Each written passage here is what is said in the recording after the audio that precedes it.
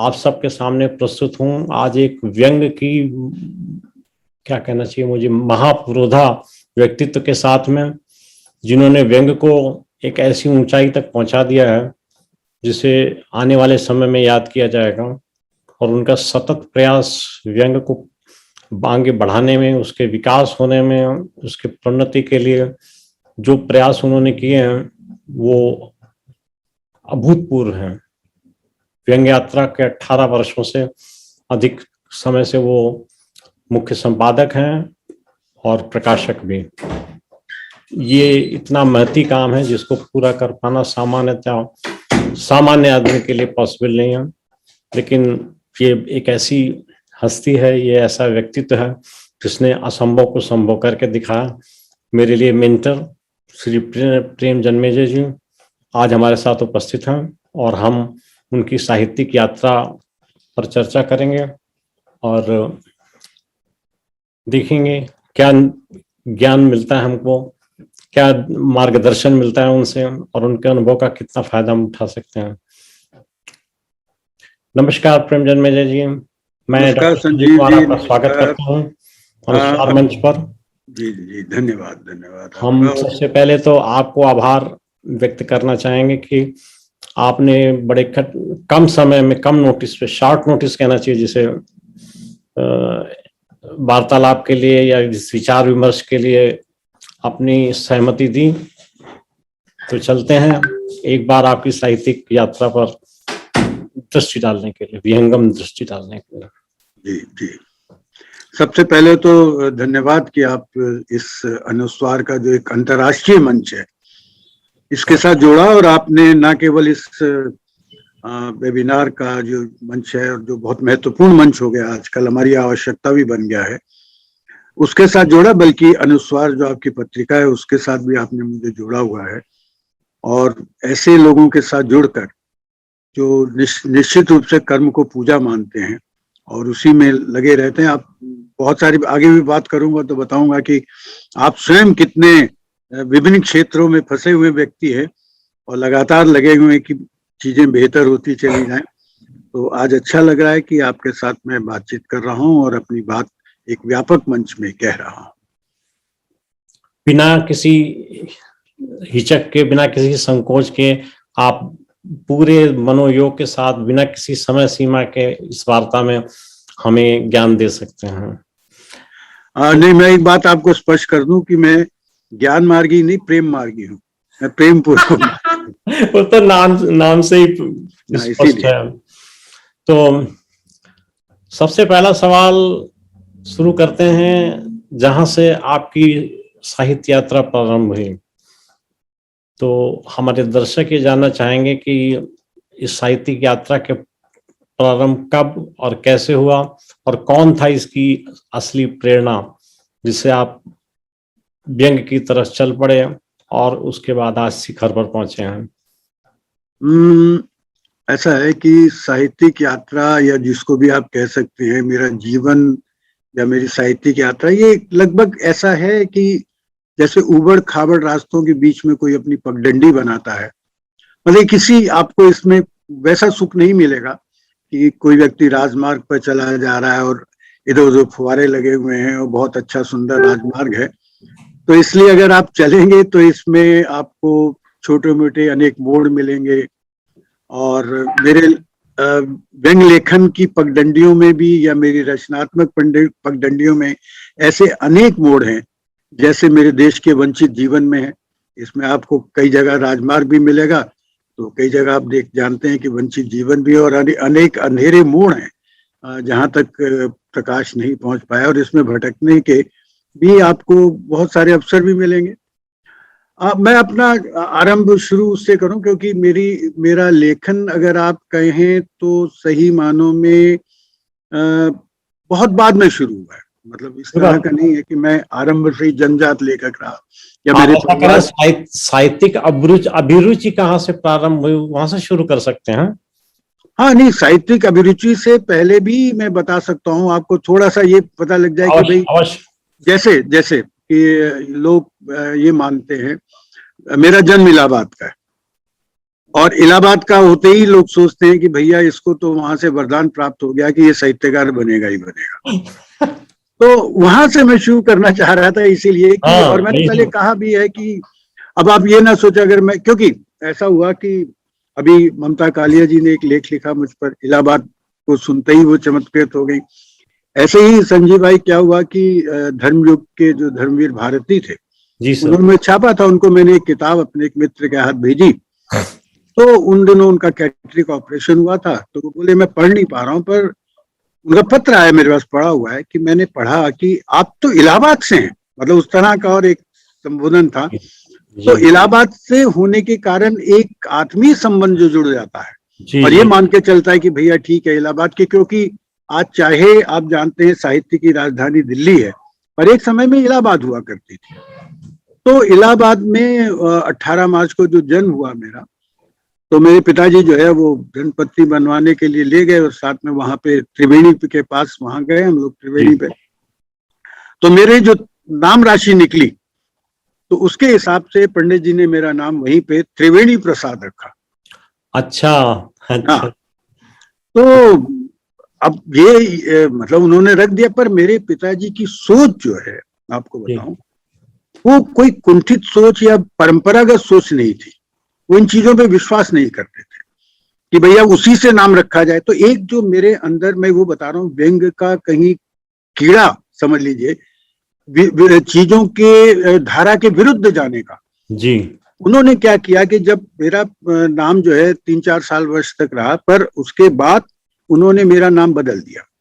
उन्होंने दिमाग में आया कि ये मेरा जो छोटा भाई हुआ, ये प्रेम है, छोटा भाई सत्य है, और उससे छोटा शांति। ये प्रेम, सत्य और शांति का प्रकाश संसार में फैलाएं, इसलिए मैं इनका नाम रख रहा हूँ, परंपरागत नाम रखा ही नहीं।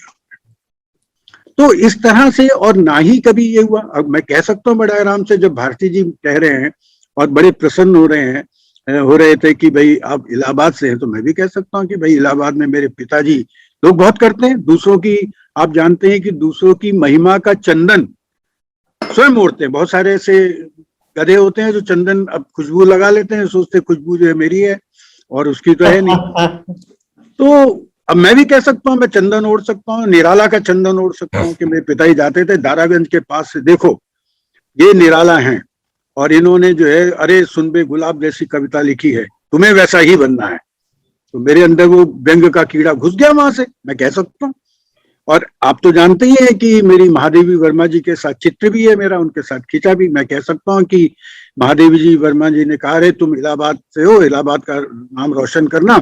और मेरी कविता पढ़ के उन्होंने बहुत थपथपी दी कि तुम तो बहुत बड़े सितारे बनने वाले हो। तो पर ऐसा कुछ नहीं, मेरे बचपन में ऐसा कुछ भी नहीं था।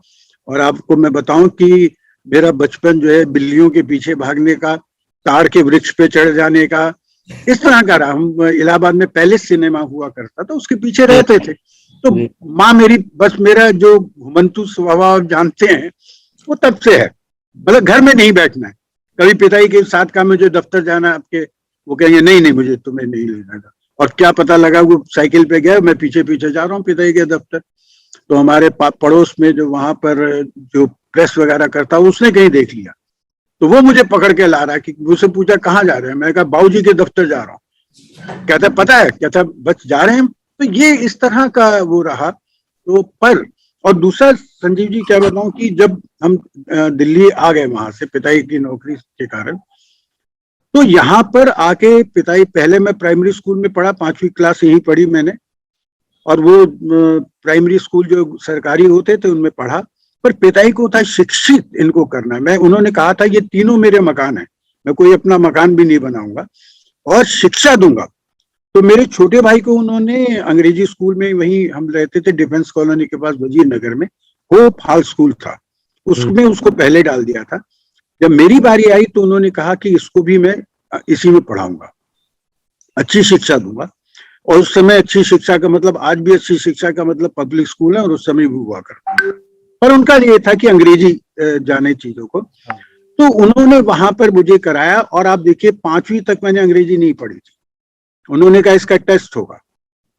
मेरे पिताजी ने 3 महीने गर्मी की छुट्टियों में मेहनत करके मुझे पढ़ाया, और जब गए रिजल्ट के लिए तो उन्होंने कहा कि he is poor in English, मतलब बाकी सब्जेक्ट ठीक है।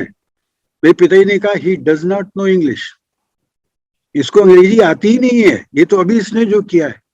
तो ये उन्होंने परिश्रम किया, और आप देखिए कि मैं जब छठी का रिजल्ट आया तो अपनी क्लास में तीसरे नंबर पे था, थर्ड पोजीशन थी।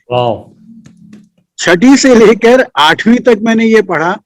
9वीं में फिर उनका ट्रांसफर जो है आरके पुरम हो गया, मैं वहां मकान मिल गया, मैं फिर गवर्नमेंट स्कूल में आ गया, और सरकारी स्कूल में आके मैंने लिया विज्ञान, क्योंकि उस समय अच्छे नंबर का मतलब होता था विज्ञान लेना, तो वो ले लिया मैंने। साइंस पढ़ी, तो 9वीं से 11वीं तक साइंस पढ़ी मैंने। और उसमें क्या कहते हैं कि विज्ञान पढ़ते पढ़ते हिंदी से देख लीजिए, मेरा संपर्क छठी से जो छूटा हुआ था वो 11वीं तक चला। और वहां पे जब 11वीं में मैं पहुंचा, तो उन दिनों हमारे यहाँ पर आजकल जिस तरह से बच्चों का आप देखते ही हैं कि बहुत उनको रहता है कि भाई कंपटीशन है। मैं अपने पोते को देख रहा था कि किस तरह से ये कंपटीशन वो कंपटीशन, उस हमारे समय में कंपटीशन नहीं होते थे, साधारण सी पढ़ाई थी। तो पर किसी कारणवश मतलब नंबर उतने अच्छे नहीं आए कि इंजीनियरिंग मिल सके, 60% नहीं आए। तो उन्हीं दिनों क्या था कि छुट्टियां थी, तो मेरा एक दोस्त था अखिलेश, उसका ऐसे ही मन था कि कहानी लिखूं। तो मैंने एक दिन पूछा तू क्या कर रहा है? कहता कुछ नहीं यार, एक ऐसे दिमाग में लगा कहानी लिख रहा हूँ। मैंने कहा अच्छा मैं भी देखता हूँ, लिखता हूँ। तो मैंने भी लिखी। तो उसी समय जो है वहां पर एक हमने अखबार देखा, उसमें लिखा हुआ था कि खिलते फूल एक पत्रिका गाजियाबाद से निकल रही है, और जो शायद सेरा यात्री उसके वो थे परामर्शदाता था। तो हमने भेज दी और उसके बाद भूल गए। तो क्या हुआ कि इधर मैंने जाके मोतीलाल नेहरू कॉलेज, उस समय जो हस्तिनापुर कॉलेज बाद में हुआ, और अब ये आजकल, पहले अब मोतीलाल नेहरू कॉलेज हस्तिनापुर कॉलेज था, उससे पहले डिग्री कॉलेज था। तो वहां मैंने मैथ्स ऑनर्स में प्रवेश लिया, क्योंकि मैथ्स में बहुत अच्छा लगता है। अब भी जो है, आप कुछ गणित तो मैं जब तक बच्चे वो कैलकुलेटर में करते हैं मैं उनको बता देता हूँ। तो वहां प्रवेश लिया। उसी बीच में क्या हुआ कि वो पत्रिका में कहानी छप के आ गई। उसका नाम था कल, आज और कल। तो ये मतलब प्रेम कहानी के रूप में थी, कल कैसा था आज क्या। तो मैंने अखिलेश को दिखाया। वो अखिलेश कहता है यार तूने मेरी नकल मार के कहानी लिखी, तेरी छप गई, मेरी नहीं छपी इसमें। मतलब मैं कहानी लिख रहा था, तूने लिख दी। तो मैंने कहा हाँ अच्छा, मैं अब किसको, अब मैंने उसको, वो तो समझता था। अब उस समय हमारे समय के साथ के बच्चे जो किशोर थे वो सारे के सारे खिलंदड़े थे, जिनको लेखन से, पढ़ने से कोई मतलब नहीं था। तो मैंने उनको कहा कहानी छपी है। कहता चल ठीक है ना, छपी है ना, चल क्रिकेट खेलते हैं। तो उनको ये था कि कितने रन बनाएगा तू, उसमें था। फिर अखिलेश ने मुझे कहा कि तू अब कॉलेज गया है ना, तो कॉलेज में तो अपने हिंदी के टीचर को दिखाना। मैंने कहा अच्छा। तो मैं ढूंढता रहा, फिर देखा तो जिसे मैंने पूछा कि हिंदी के टीचर कौन से हैं, तो उन्होंने बताया कि वो सामने बैठे हुए। हम गए तो वहाँ डॉक्टर महेंद्र कुमार थे, उस समय हेड ऑफ डिपार्टमेंट थे। मैंने उनको कहा, दिखाया कि मैं कहा सर देखिए मेरी कहानी छपी है, और बड़े अच्छे, अभी मेरे पास है नहीं, मैं दिखाऊंगा, बड़े चित्र बनाकर लाल सा उस तरह से छपी हुई थी, बकायदा रेखा चित्र के साथ। उन्होंने उसको देखा, फिर मेरी तरफ देखा यूं। तो बोले कि पर तुम क्लास में आते नहीं हो, तुमने अभी क्या प्रवेश लिया इसमें? मैंने कहा सर नहीं, मैं तो क्लास में जाता हूँ और वो सामने मेरी क्लास होती है। बोले वो तो हिंदी ऑनर्स की तो इधर होती है। तो बोले, मैंने कहा मैं हिंदी ऑनर्स में नहीं हूँ सर, मैं तो मैथ्स ऑनर्स में हूँ। अरे तुम्हारी तो हिंदी इतनी अच्छी है। वहीं नरेंद्र कोहली बैठे थे, वहीं कैलाश वाजपेयी बैठे थे। तो उन्होंने नरेंद्र कोहली का, नरेंद्र देखो इस बच्चे की कहानी छपी है, उनको तो दे दी। और फिर मेरा ब्रेन वॉश करने लगे, अरे तुम तो इतनी अच्छी कहानी लगते हो, तुम्हें हिंदी। उनमें उसका स्वार्थ था उनका, वो हिंदी ऑनर्स का बैच शुरू करना चाहते थे। और उस समय क्या होता था कि ये हिंदी ऑनर्स के साथ था, जिसके सबसे कम नंबर है ना वो हिंदी ऑनर्स में जाएगा, जिसको किसी और ऑनर्स में एडमिशन नहीं मिल रहा था। तो वो जैसे बाड़ा तैयार करते हैं ना कि भैया फंस जाए कोई आदमी आके, तो लगा ये लड़का है तो इसको। और दूसरा ये था, वो खुद विज्ञान के छात्र रहे। अच्छा, उनको लगा था कि भाई ये छात्र जो होते हैं, जो इस तरह से आते हैं, वो निश्चित रूप से ज्यादा गंभीर रहते हैं चीजों के प्रति। तो उन्होंने मुझे वो किया। तो उसके बाद नरेंद्र कोहली के पास गया, नरेंद्र इसको समझाओ। तो नरेंद्र कोहली ने बड़े रैशनल तरीके से मुझे बोला कि देखिए ऐसा है कि इससे घबराने की जरूरत नहीं कि तुम विज्ञान के छात्र, मैंने भी इंटर साइंस तक किया है जी और मैंने भी उसके बाद BA ऑनर्स हिंदी और ये दिल्ली विश्वविद्यालय से किया है। बाकी तुम्हारी इच्छा है, पर लिखा अच्छा, भाषा तुम्हारी अच्छी है कहानी की दृष्टि से और भाषा का तुम्हें ज्ञान है, पर कुछ चीजें सुधारनी पड़ेगी, ठीक है। और कैलाश वाजपेयी बोले कि ये कैलाश वाजपेयी है, कवि बहुत अच्छे कवि हैं, मैंने उनको भी प्रणाम किया। घर आके पिताजी से कहा, आपको ध्यान हो 1966 का समय वो था जब हिंदी का बहुत ज्यादा जो चल रहा था, वो दक्षिण में आंदोलन चल रहे थे, सरकारी कर्मचारियों से हिंदी पढ़ने के लिए। मैंने पिताजी से कहा, हमारे पिताजी ने कभी हम पर, और ये मैंने भी उनसे सीखा, कभी बच्चों पे लादा नहीं। तो मैंने उनको बोले तुम्हें जो अच्छा लगता है तुम ले लो, और मैंने इस तरह से BA ऑनर्स लिया, हिंदी में आया। और संजीव जी क्या बताऊं, उन दिनों हमारे आजकल 3 वर्ष हिंदी के यूनिवर्सिटी की परीक्षाएं होती हैं, पर उस समय हिंदी में 2 साल, आखिरी 2 साल जो है यूनिवर्सिटी परीक्षा होती थी, पहली जो है कॉलेज में होती थी। तो कॉलेज में जब परीक्षा हुई तो आप देखिए कि मैं मुश्किल से 40% से पास हुआ, और जब मैंने रिजल्ट सामने देखा, उस समय नोटिस बोर्ड पे लगता था, तो मैं देख के मेरी आंखों में आंसू थे। पर पीछे से उधर से आगे दिखे महेंद्र कुमार जी, मैंने कहा सर देखिए, मैंने आपसे कहा था ना, ये तो मेरा नीचे आ रहा हूं मैं, ये मेरा डाउनफॉल है। बोले कोई बात नहीं, तुम चिंता मत करो, हम मेहनत करेंगे। और वास्तव में उन्होंने मेहनत की, नरेन कोहली ने मेहनत की, उन्होंने मुझे गद्य पढ़ाया, इन्होंने रीतिकाल वगैरह पढ़ाया, कैलाश वाजपेयी ने कविता पढ़ाई। और आप ये देखिए कि जो लड़का जिसने 11वीं तक हिंदी नहीं पढ़ी थी और जिसने एकदम हिंदी ऑनर्स, जिसका कंपटीशन किनके साथ था, जो लगातार हिंदी पढ़ रहे हैं। सेकेंड ईयर में मेरे 56 पॉइंट कुछ परसेंटेज आए संजीव जी, और थर्ड ईयर में 65%, और लड़कों में मैं पूरी यूनिवर्सिटी में फर्स्ट था। वाह, पूरी यूनिवर्सिटी में, क्या बात है। तो अब मैं ये कहता हूं लोगों से, आप ये मत सोचिए, श्रम कहीं भी करें, परिणाम जो है मिलता है। आप, हाँ, और आपको, और आप देखिए हिंदी ने कितना दिया, विदेश यात्राएं दी, आप जैसे मित्र दिए, प्रकाशन दिया, इतनी किताबें दी हैं। तो कहीं भी आप परिश्रम करते हैं, मैं अपने बच्चों को भी बोलता हूं उनसे कि परिश्रम किसी अपने आप को, और दूसरा आपको किसी से प्रतियोगिता नहीं करनी, कंपटीशन नहीं करनी, अपने से करना है, और मुझे निरंतर अपने आप को बेहतर करना है। तो इस तरह से मेरा जो मतलब लेखन की पगडंडी जो है वो वहां से शुरू हुई। और फिर उसके बाद आप जानते ही हैं कि अगर बीच में आपके जिज्ञासा पूछ लीजिएगा, पर आप जानते हैं इसके बाद मैं जोड़ रहा हूं उसको, कि फिर दिल्ली विश्वविद्यालय में MA में मैंने पढ़ा था, पहले BA ऑनर्स यहाँ किया।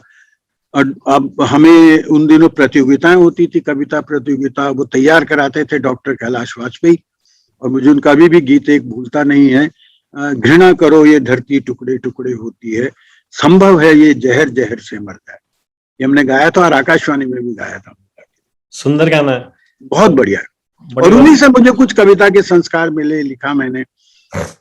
पर समस्या क्या थी कि फिर हम कहानी प्रतियोगिताओं में भी जाते थे, वहां पे भी बहुत सारे लोग मिले। अब जितने भी अगर आप देख रहे हैं इस समय के अच्छे अच्छे लोग अगर आपको दिखते हैं हमारी पीढ़ी के, ये सब दिल्ली विश्वविद्यालय में, उस समय सुधीश पचौरी, उस समय अशोक चक्रधर, दिविक रमेश, प्रताप सहगल, ये सब आपके समय, हरीश नवल, हाँ हरीश नवल और सुरेश ऋतुपर्ण, ये सब 1-2 साल उस समय जो है आगे पीछे थे। हाँ, आगे पीछे के करीब थे। और बहुत सारे लोग इस समय, उस समय अचला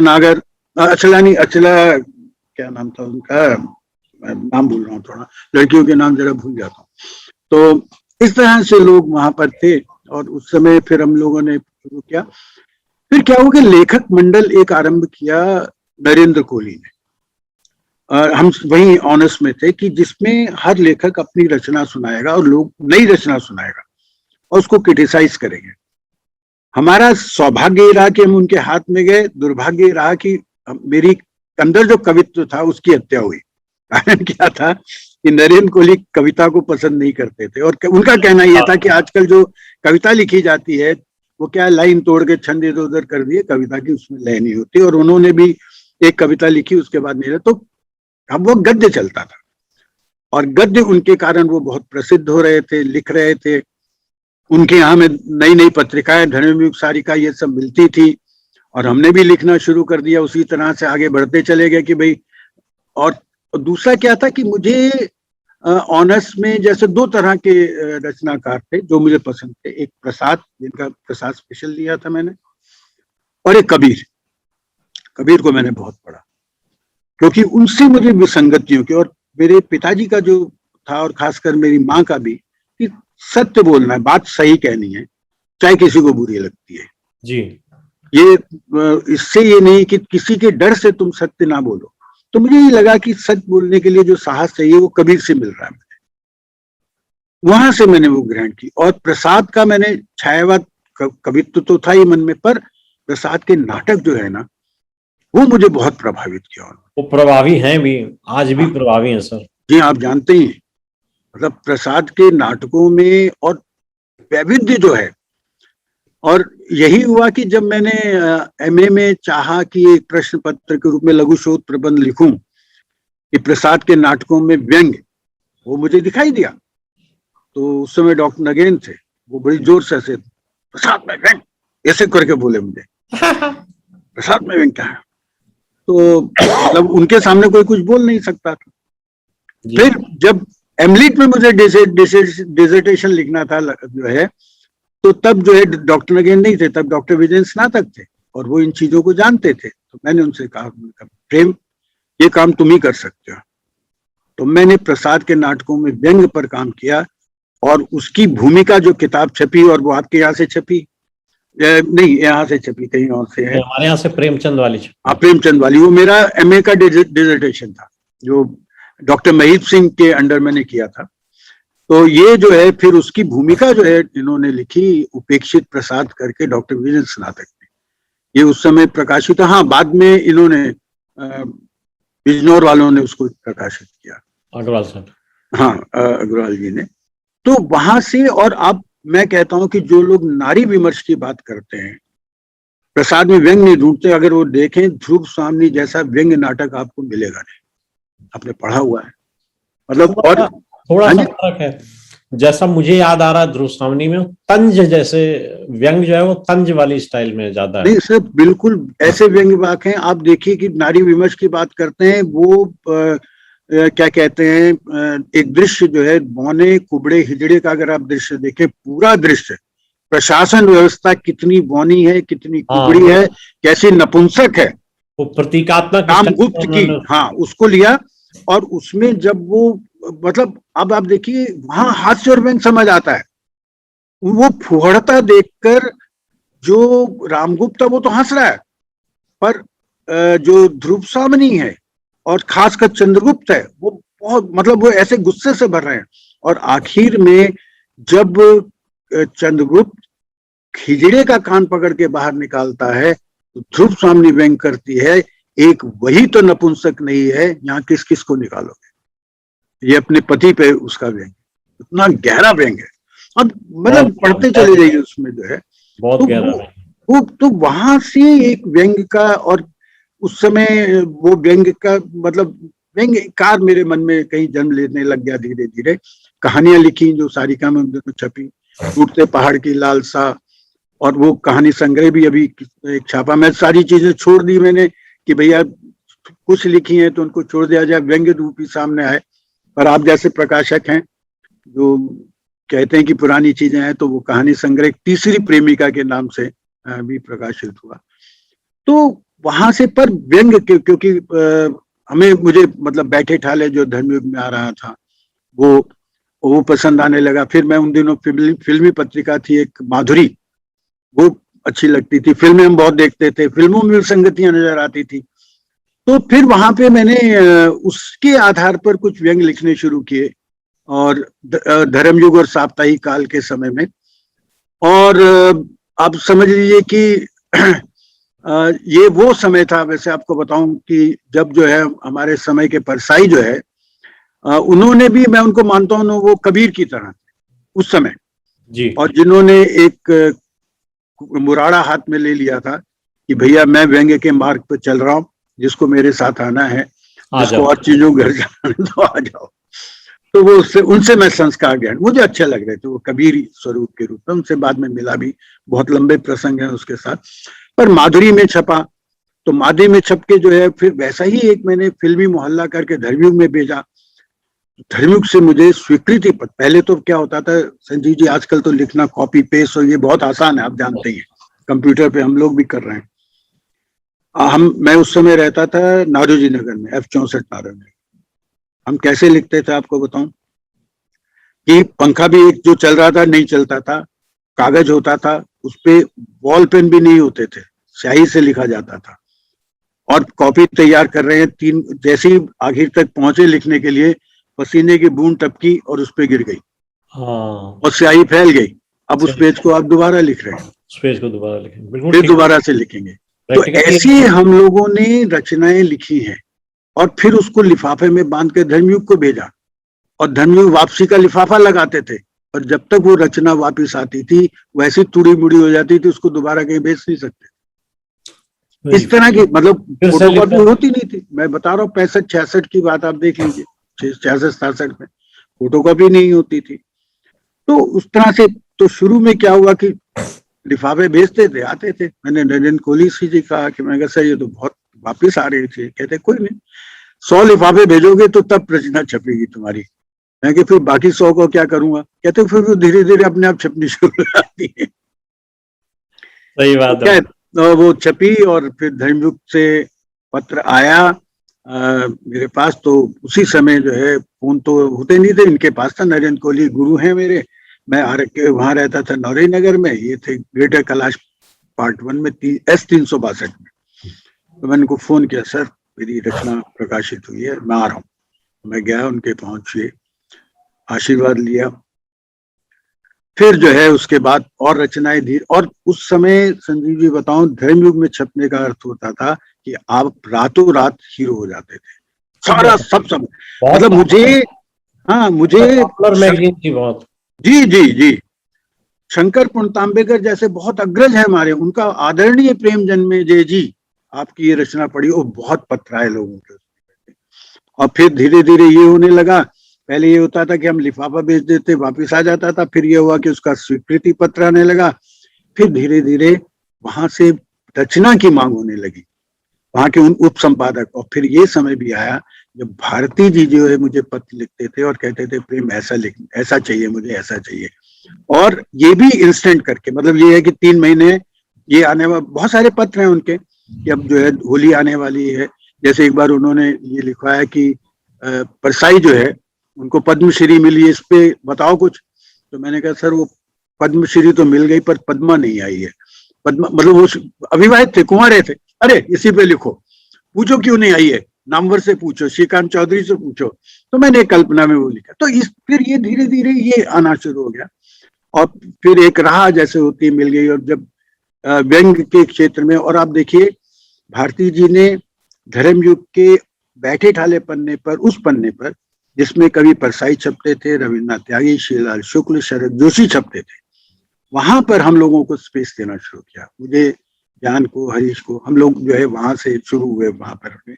और एक तरह से नियमित एक हो गया था, कैकी भी लिखवाते थे, शरद जोशी भी वहां पर थे, उस समय लिखा करते थे। परसाई तो फिर धीरे धीरे उन पन्नों से गायब हो गए। तो बहुत सारी उस तरह की चीजें हैं याद जो आपने दिलाई। तो ये तो लगभग यही है कि एक जैसे कहते हैं ना कि झील सी है, उसमें कंकर मार दिया तो भंवरे बनती चली जा रही है।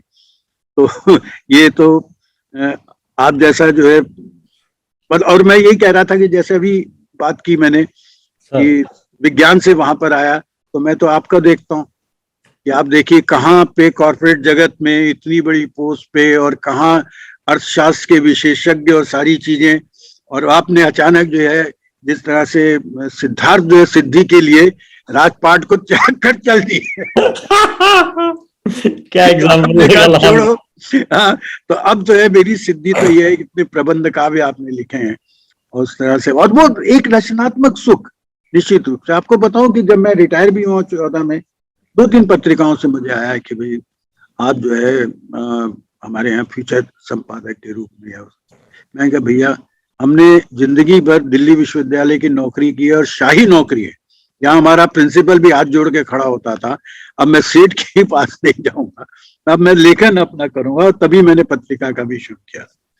तो ये जीवन है, जो लेखन का सुख है वो आपको प्राप्त होता है, तो तभी आप उस सुख को प्राप्त करने के लिए जो है वहां पर जाते हैं। तो इसीलिए अगर आप तो देख, वीआरएस ले आया सर, हाँ जी, इसीलिए तो वीआरएस ले गया और हाँ वही वही तो मैं कह रहा हूँ। इतना बड़ा पैकेट छोड़ आया।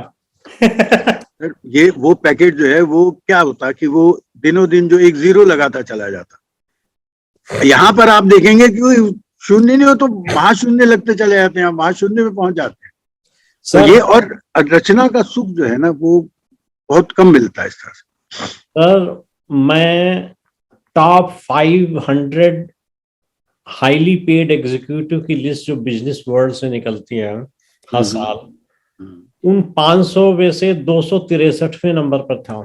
इससे बताइए। ज्यादा अचीवमेंट जो है ना मैंने कल्पना भी नहीं किया था। बताइए। तो अब आप समझ सकते हैं ना कि मेरा मार्ग भी जो है उसी तरह का भी, अब विज्ञान छोड़ दिया, इधर आ गए और इधर आते चले गए अपना। और अभी जो है घर फूंक तमाशा देखने वाली, आप तो अभी व्यंग्य यात्रा का भी आपने चर्चा की और आप उसकी चीजों से वाकिफ ही हैं कि किस तरह से उसमें। और मतलब मजे की बात यह है कि मेरी सास जो है, जो 92 वर्ष की हैं, वो मेरी पत्नी को बोलती रहती है कि भैया इसके पास तो पेंशन भी नहीं है, ये जरूर तेरी पैसा लेता होगा। तो कहती कि क्यों जो है इसमें इतने, पत्रिका जाती है, प्रशंसा करती हैं, बहुत बढ़िया, मतलब उनको अच्छा लगता है कि जो उसके कारण मिलता है मुझे, जो प्रसिद्धि मिल रही है, तो वो कहती है कि छोटी पत्रिका निकाल ले, क्यों इतनी बढ़िया, इतना पैसे करते हैं। हाँ, तो या पैसे बढ़ा दे इसके। तो वो भी देती है मुझे, भिक्षा देती है, मतलब मैं उनको भिक्षा कहते हैं, नहीं नहीं, मेरे को बोलती है कि नहीं नहीं आप दामाद हो, आपको भिक्षा नहीं दे सकते हम।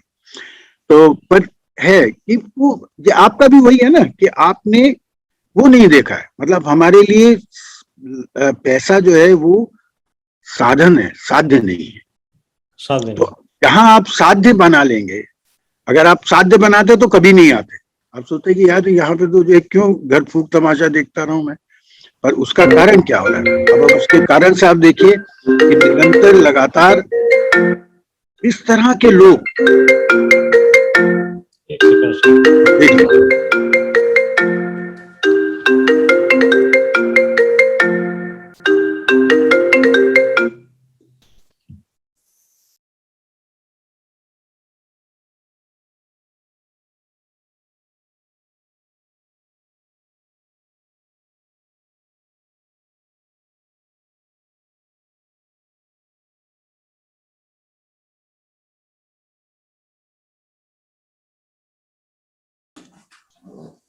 तो पहली जो रचना आपकी प्रकाशित हुई वो कहानी थी?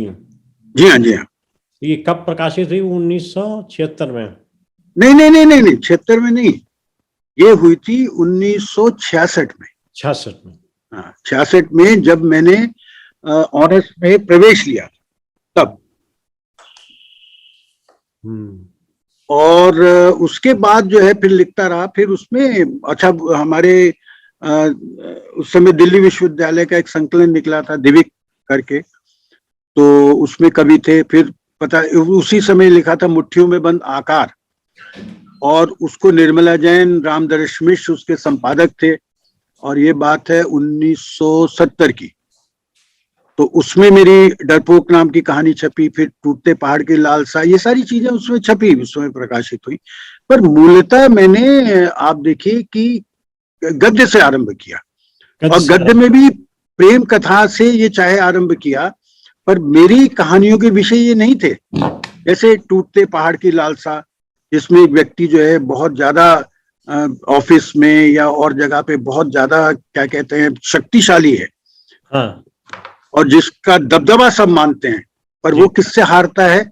अपनी संतान से। तो वो जो पहाड़ टूटता है इतना बड़ा, और उसकी अब क्या इच्छा है, उस तरह की के लिए तो पहाड़ टूटना ही होता है। जी हाँ, जी हाँ, जी। तो उस तरह की चीजों पे फिर मैंने लिखा। तो मतलब मेरी शुरू की जो चीजें हैं वो सारी की सारी जो है वो उस तरह की हैं। जैसे मैंने कहा कि मेरा जन्म चाहे इलाहाबाद का है, पर मेरी कविता का जो बचपन है वो मेरा हिंदी ऑनर्स में जन्म लेने के बाद आरंभ होता है। क्योंकि अधिकांश लोग जो है आप जानते हैं कि अपना लेखन का आरंभ कविता से करते हैं, पर मेरे लेखन का आरंभ जो मैंने बताया इस कहानी से हुआ। With your permission I have to say ji कि अब तक मैं 36 इंटरव्यू ले चुका हूँ वीडियो में, और 68 मेरे पास रिटर्न आए हैं। 98% नहीं तो 95% लोगों ने अपनी पहली रचना कविता लिखी। बताइए कविता कामनी जो है मेरे पास नहीं आना चाहती होंगी। नहीं, आपने तो जो व्यंग के लिए किया है वो एक दिन इतिहास बनेगा। नहीं, व्यंग के लिए तो मैं मानता हूँ। देखिए, व्यंग पर आपकी बात हुई है तो मेरे लिए यह है कि व्यंग जो है वो एक विवशता जन्य हथियार है। मैं उसको हथियार के रूप में मानता हूँ कि आप जो है उसको उसका प्रयोग और कब करते हैं, विवश होकर। आप आपका जो अब हमने व्यंग करना क्यों प्रारंभ किया, अगर आप देखें तो आजादी के समय जो मोह भंग हुआ उसके कारण क्या, दो चीजें, दो धाराएं बही हैं। एक तरफ नई कहानी की कविता की तरफ जहां पर अवसाद है, मोह भंग है कि भैया ये नहीं हुआ। दूसरी तरफ परसाई जैसे लोग हैं जिन लोगों ने ये कहा कि वे विसंगति है, और ऐसे लोग जिन लोग, एक तरफ वो लोग हैं, मैंने एक जगह लिखा भी कि जिनके लिए मुश्किल था कि 2 रोटियों का जुगाड़ भी कैसे किया जाए, और एक तरफ वो लोग रहे जो 2 से 4, 4 से 8, 8 से 16, 16 से 24 करते रहे। एक तरफ वो था तब गांधी, जो खादी का वस्त्र है, गांधी टोपी जो है वो बड़ी सम्मानजनक मानी जाती थी। पर धीरे धीरे क्या हुआ, वही जो है घृणा की वस्तु बन गई कि कोई तुक का आदमी नहीं पहनता है इसको। जो भी पहनता था लगता था ये भैया भ्रष्टाचार में लिप्त होकर आ रहा है। तो हमारे यहाँ पर ये जो विसंगतियां जन्म ली जो लोगों के, तो इन विसंगतियों के कारण ही हम लोग विवश हुए। और हमें ये लगा, अगर मान लीजिए अंग्रेज थे, उनसे लड़ने के हमारे 2 तरीके थे, हिंसा का भी था, अहिंसा का भी था। पर यहाँ तो आपको अहिंसा का ही प्रयोग करना है। इनको चुन के भेजा है, हमने चुन के भेजा है ना, अपराध हमारा है। अगर उसमें विसंगति आ रही है तो अब ये तलवार लेके तो हम मारेंगे नहीं, तो हम कौन सी तलवार मारेंगे, हम शब्द की तलवार मारेंगे जिसका घाव बहुत गहरा होता है। मैं तो कई बार संजीव जी लोगों को उदाहरण देता हूँ कि कितना गहरा घाव होता है। आप भी जानते हैं कि किस तरह से जब पांडवों ने, उनको जो जगह मिल गई तो उन्होंने खांडवप्रस्थ में एक माया महल बनाया, इतना खूबसूरत महल बनाया जिसमें जाते थे तो वहां पर कि पानी नहीं है तो पानी लगता था, दरवाजा नहीं है तो दरवाजा लगता था। तो वहीं पर दुर्योधन जो है वो जा रहे थे तो उन्होंने एक जगह पे पानी लगा नहीं है, वो गिर पड़े वहां पे, गीला हुआ है जो है। तो द्रौपदी ऊपर खड़ी थी, हंस दी। हाँ नहीं, पहले वो बोली धृतराष्ट्र पुत्र, मतलब अंधे की संतान का बेटा, और फिर उसके बाद हंसी। तो मैं लोगों को ये कहता हूँ, ये जो धृतराष्ट्र पुत्र कहा ये व्यंग था, और जो हंसी वो व्यंग की हंसी थी। हंसी निर्मल हंसी नहीं थी, वो हंसी कहाँ, वो हंसी ही चुभी उसके यहाँ पर आके, वो हंसी इतनी चुभी कि इतना बड़ा महाभारत हो गया, महाभारत हो गया ये। तो मैं ये कह, व्यंग की बाण की शक्ति, तो इसीलिए मैं कहता हूं व्यंग यदि विवश में होकर, उसने भी विवश होकर किया, अगर उसने किया तो उसने सारी चीजें देखी, किस तरह से उसका दरबार में अपमान हुआ, किस तरह से उसने सारी चीजें उसने देखी थी। तो ये जो चीज है ये विवशता। ऐसे ही अब आप देखिए, एक उदाहरण, मतलब उसको व्यंग तो नहीं कहेंगे, थोड़ी सी क्या कहते हैं, चिकोटी कह सकते हैं। आप मान सकते हैं कि सीता जैसा पात्र भी व्यंग कर सकता है, और वो भी राम पे। और व्यंग का प्रभाव देखिए आप, कि अगर आपको ध्यान हो तो जब राम जो है उनको वनवास घोषित हो जाता है तो आते हैं तो सीता को बताते हैं कि भाई ऐसे ऐसे, तो सीता कहती है कि मैं भी चलूंगा आपके साथ। राम तरह तरह से समझा रहे हैं उसको कि भाई वो वन है, वहां पे ये जंतु मिलेंगे, खाने को नहीं मिलेगा, और तुम सुकुमारी हो, तुम राजकुमारी हो। तो सीता सुन के एक वाक्य बोलती है, मैं सुकुमारी नाथ बन जोगू। अगर मैं सुकुमारी हूं, हे नाथ, क्या आप बन के योग्य हैं? आप भी तो राजकुमार हैं, आप जब जाने हो तो मैं, तो तब राम कहते हैं भैया तुम चलो। तो ये व्यंग का प्रभाव है। इसके आगे आप जो संगे, उसके आगे आपके पर आप निरुत्तर हो जाते हैं। तो मेरी बात है कि व्यंग आपको निरुत्तर कर देता है, जो विसंगति को देखकर आप आक्रमण करते हैं। और दूसरा, लगातार मैं ये कहता भी रहा हूं, अगर ये हथियार है तो इसका प्रयोग हमें सावधानी से करना चाहिए। करना चाहिए। किस पर करना है, किस पर नहीं करना है, इसकी पहचान होनी चाहिए। जो बेचारा पहले से वंचित है, जो रिक्शा, अब आप रिक्शे वाले पे व्यंग मत करें। ठीक वो बात कहते है। हैं ना कि कई बार आप कहते हैं अरे उसने बेईमानी कर ली, 10 रुपए थे 15 रुपए ले लिए। तो मेरा कहना ये, उसने अगर बेईमानी की है तो अपने जीवन यापन के लिए। जी। उसने जो है वो अगर बेईमानी की है, वहां पर जाके उसमें विसंगति आपको नजर आ रही, झूठ बोल गया, तो उसने अपने इसलिए की कि भाई 5 रुपए फालतू मिलेंगे तो हो सकता है मैं अपने बच्चे को जाके दूध पिला दूंगा, उसके लिए दूध का अवसर है। पर एक अमीर अगर करेगा तो वो अय्याशी के लिए करेगा, वो एक और पैसे के। तो इसलिए बहुत हमारे यहाँ व्यंग्यकार जो है, 2-3 चीजें, व्यंग्य की बात आई है तो मैं बता दूं कि व्यंग्य जो है उसमें हमारे यहाँ क्या हो रहा है कि क्यों व्यंग्य जो है धीरे धीरे आप देखें उसकी शक्ति समाप्त हो रही है। कारण क्या है कि हमारे यहाँ व्यंग्य से 3 चीजें गायब हो गई। एक तो चिंतन गायब हो गया, हम सोच के नहीं, मतलब हमारे फटाफट हम लोग लगता है कि भैया ये है, तात्कालिकता का जो है वो बहुत ज्यादा हो गया है। तो उस तरह फिर किस पर व्यंग्य करना है ये समझ नहीं है, हर किसी पर आप व्यंग्य करते चले जाएं। फिर हमारे यहाँ पर वो ज्ञान कहाँ से मिलेगा आपको? वो ज्ञान मिलेगा जब आप अपने पुराने लोगों को पढ़ेंगे। तो अध्ययनशीलता नहीं हमारे यहाँ पे, बिल्कुल नहीं सर। हाँ, उनको पढ़ें। हमारे यहाँ लिखा ज्यादा जाता है, पढ़ा कम जाता है, जबकि पढ़ा ज्यादा जाना चाहिए, लिखा कम जाना। उसके लिए आप, और उसके लिए बहुत आवश्यक है अपने अंदर एक संपादक होना चाहिए जो निर्मम होकर उसको काट देगी, बेकार रचना उठा के फेंक दो। ये तभी होगा जब आप अपनी रचना लिखने के बाद उसको दोबारा देखेंगे, जानेंगे। इसीलिए आप देखेंगे आजकल की रचनाओं में भाषा दोष बहुत सारे होते हैं, व्याकरण भी है, कुछ किस तरह का लिखा हुआ है, कई बार चीजें, मतलब। तो ये मेरा मानना ये है कि लेखन एक सतत परिश्रम की क्रिया है, निरंतर आपको परिश्रम करना पड़े। परिश्रमहीन जो है लेखन, वो फिर वो जो आपको श्रम नहीं देता, ठीक से श्रम नहीं देता सर। अब आप सही तरीके से चीजों का निरूपण नहीं कर सकते अगर आपने पढ़ा नहीं। तो ये बहुत जरूरी है। आपको मैं, मतलब मेरा मानना ये है कि मैं एक जगह, कई जगह कह भी चुका हूं कि पहले होता था कि यदि तोप मुकाबिल हो तो अखबार निकालो। मैं कहता हूँ तोप मुकाबिल हो तो व्यंग्य लिखो। आजकल तो बहुत जरूरी है व्यंग्य लिखना, और ये हमारे समय की विशेषता है। और व्यंग्य को पाठकों का विशेष प्यार मिला है, पर हम क्या कर रहे हैं, उसका दुरुपयोग कर रहे हैं। हम उपभोक्तावाद का जो युग है इसमें उसको बाजारू बना रहे हैं, उसको हम प्रोडक्ट बना रहे हैं। तो हमें ये समझना है कि व्यंग्यकार होने से पहले हम लोग साहित्यकार हैं। मूलतः तो हम सब साहित्यकार हैं ना, मूलतः साहित्यकार। हाँ, और हमारे सामाजिक सरोकार वही होने चाहिए जो एक कहानीकार के हैं, जो एक कथा कवि के हैं। हम व्यंग्यकार होने से तो उससे सामाजिक सरोकारों से अलग नहीं हो सकते ना, नहीं हो सकते। और हम लोगों का सबका, मैं कई जगह इस चीज का उदाहरण दिया है, मैंने बोला भी है मैंने, कि हम लोगों का उद्देश्य छोटे छोटे उद्देश्य, हम लोगों ने क्या बहुत छोटे छोटे लक्ष्य बांध लिए कि ये चीज आए यहाँ छप जाए, ये चीज आए इस पे 10 लाइक आ जाए, ये चीज आए इस पे इतनी टिप्पणियां आ जाए। वो लाइक्स देख करके खुश हो लेते हैं।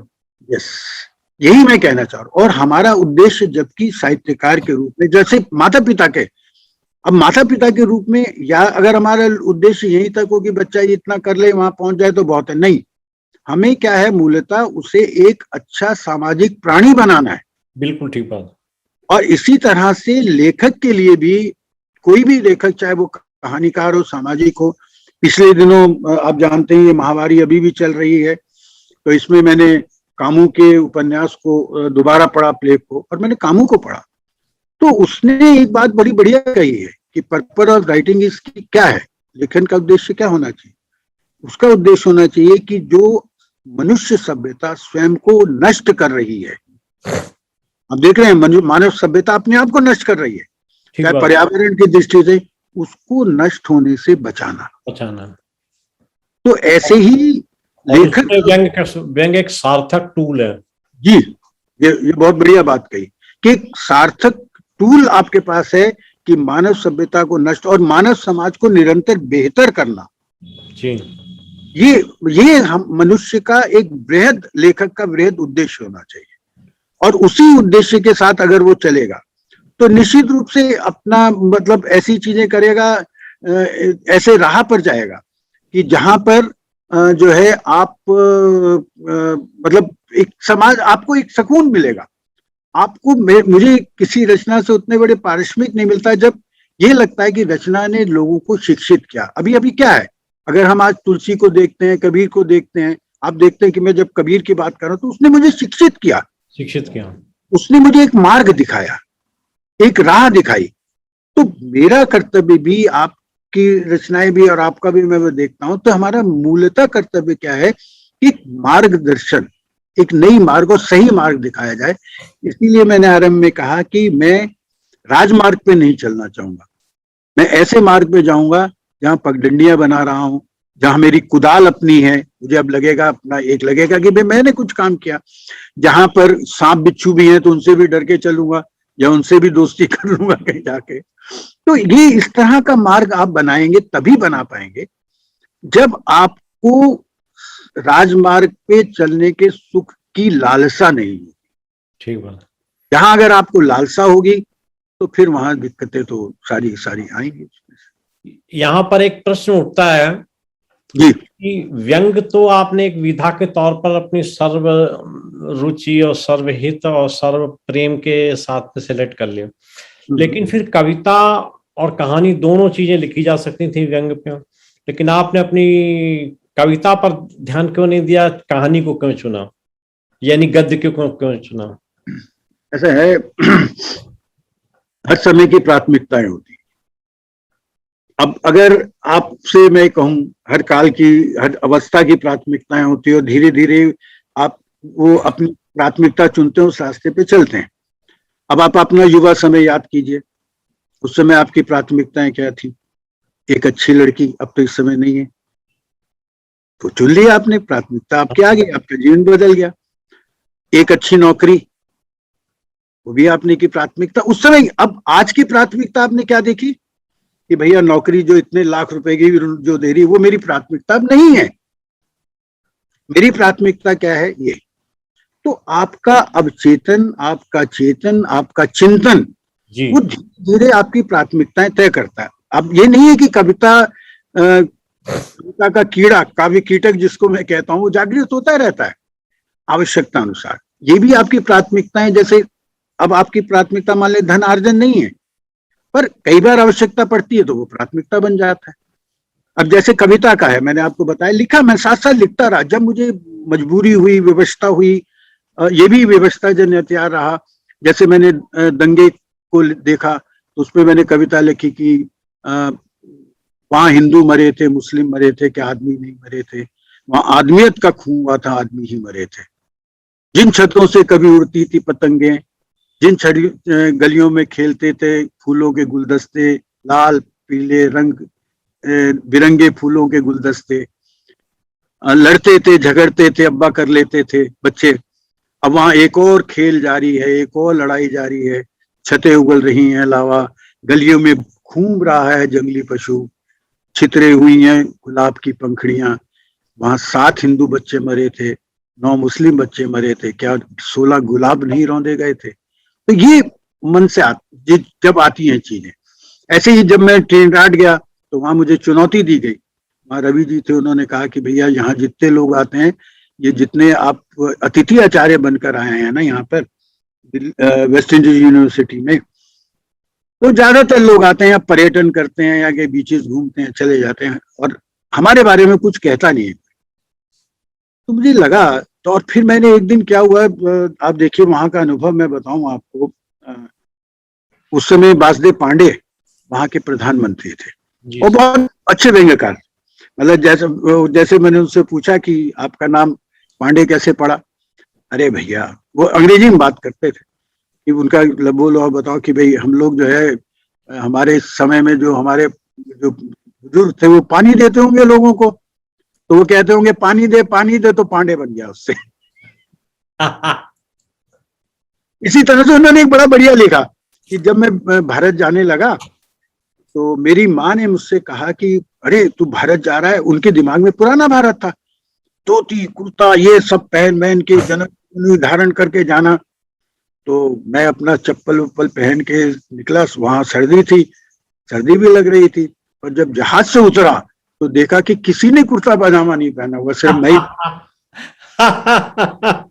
इस तरह से मतलब, अच्छा वो वहां पे ऐसा नहीं है हमारे प्रधानमंत्री जैसे खूब सारे घेरों में घिरे रहते हैं, वहां तो जैसे मॉल में घूम रहे हैं। तो मुझे प्रेम जन्मेजय नाम तो वहां कोई भी नहीं जानता, कुंद्रा के नाम से जानते थे सरनेम, क्योंकि बहुत जरूरी था। इन्होंने मुझे आईसीसीआर वालों ने बोला कि भाई सरनेम आपका जाना जरूरी है, जन्मेजय वहां नहीं चले। तो मॉल में खड़े हैं, वहां से प्रोफेसर कुंद्रा, मतलब ऐसे प्रधानमंत्री आपको बुला लेता था सही बात है, वहां से जाके। तो उनके आश्चर्य लगता होगा ना बहुत, अरे जब पहली बार मैं वहां पे, मेरा बेटा भी साथ था, हम लोग पिज्जा खाने की लाइन में खड़े हुए थे, तो मैं आगे खड़ा हूं, मैंने देखा मेरे पीछे एजुकेशन मिनिस्टर खड़ा है। तो यहाँ तो होता है कि एजुकेशन में, अच्छा वैसे तो खड़ा ही नहीं होगा, उससे पहले उसके जो है सारे के सारे बॉडीगार्ड्स आएंगे, उसको आगे ले जाएंगे, करेंगे। तो मैं करके मैंने कहा नहीं सर आप इधर आ जाइएगा, कहते नहीं है। ऐसे ही उनके वहां पे 2 अक्टूबर पे 2 अक्टूबर पे कार्यक्रम था गांधी जी का, तो उसके मिनिस्टर वहां पे, उनके जो सांस्कृतिक मंत्री को आना था, तो देखा कि 9:30 आना है, तो 9:35 हो गए। उतनी देर में देखा वो खुद कार ड्राइव करके आ रहे हैं। देखिए क्या हुआ, कहते कि वो बीमार सा पड़ गया, तो मुझे लगा कोई बात नहीं मैं ही आ जाता हूँ, तो खुद कार ड्राइव करके वो आ रहे हैं। तो वहां पर वो रवि जी थे, तो उन्होंने मुझे चुनौती दी है कि सब आते हैं। तो मैंने देखा कि वासुदेव पांडे ने, आप मानेंगे कि हनुमान जयंती के समय में हनुमान चालीसा का उन्होंने पाठ किया, उनके साथ 50,000 लोगों ने सस्वर पाठ किया। तो मुझे लगा कि ये इनके दिमाग में है, चाहे वो हिंदी नहीं समझते, वो उनको जो है वो रोमन में लिखी हिंदी और हिंदी में संवाद नहीं कर सकते वो लोग। तो मुझे लगा कि ये जो है इसके माध्यम से मैं बात कह सकता हूँ, तो मैंने जहाजी चालीसा लिखा। अब उसकी बैकग्राउंड समझ में आई। तो जहाजी चालीसा लिख के मैंने रवि जी को दिखाया, तो उनको, वो हिंदी जानते अच्छी, तो उन्होंने वो देखा, उनको बहुत पसंद आया। तो उसकी आप देखिए कि कंप्यूटर से पांडुलिपि तैयार की, और रवि जी ने कहा कि मैं इसका इंग्लिश अनुवाद करूंगा, अंग्रेजी अनुवाद करूंगा। तो उन्होंने उसका हर दोहे का, हर चौपाई का अंग्रेजी अनुवाद किया, और उसका लोकार्पण उन्होंने, आप देखिए ट्रिनिडाद जैसी जगह जहां 15,000 के करीब जनसंख्या है, और सिर्फ 7.5 लाख जो है, या 7 लाख जो है भारतीय मूल के लोग, वहां पे 10,000 प्रतियां उन्होंने छपवाई उसकी। वो मेरे पास अभी भी वहां की छपी हुई है। और उसकी फिर एक सीडी बनाई गाने की, तो सीडी भी मेरे पास है, जिसको वहां पे इंडिया अराइवल डे पे काफी दिनों तक गाया जाता है। तो ये मतलब वही विवशता में जो है मैंने इसको भी लिखा, कविता लिखी। तो अभी भी जैसे चौराहे पर गांधी है, आपको अगर उसका कुछ अंश याद हो तो जो हम लोग चाहेंगे कि आपसे सुने। इसका, ये जो जहाजी चालीसा का, चालीसा के 2-4 पद अगर याद हो।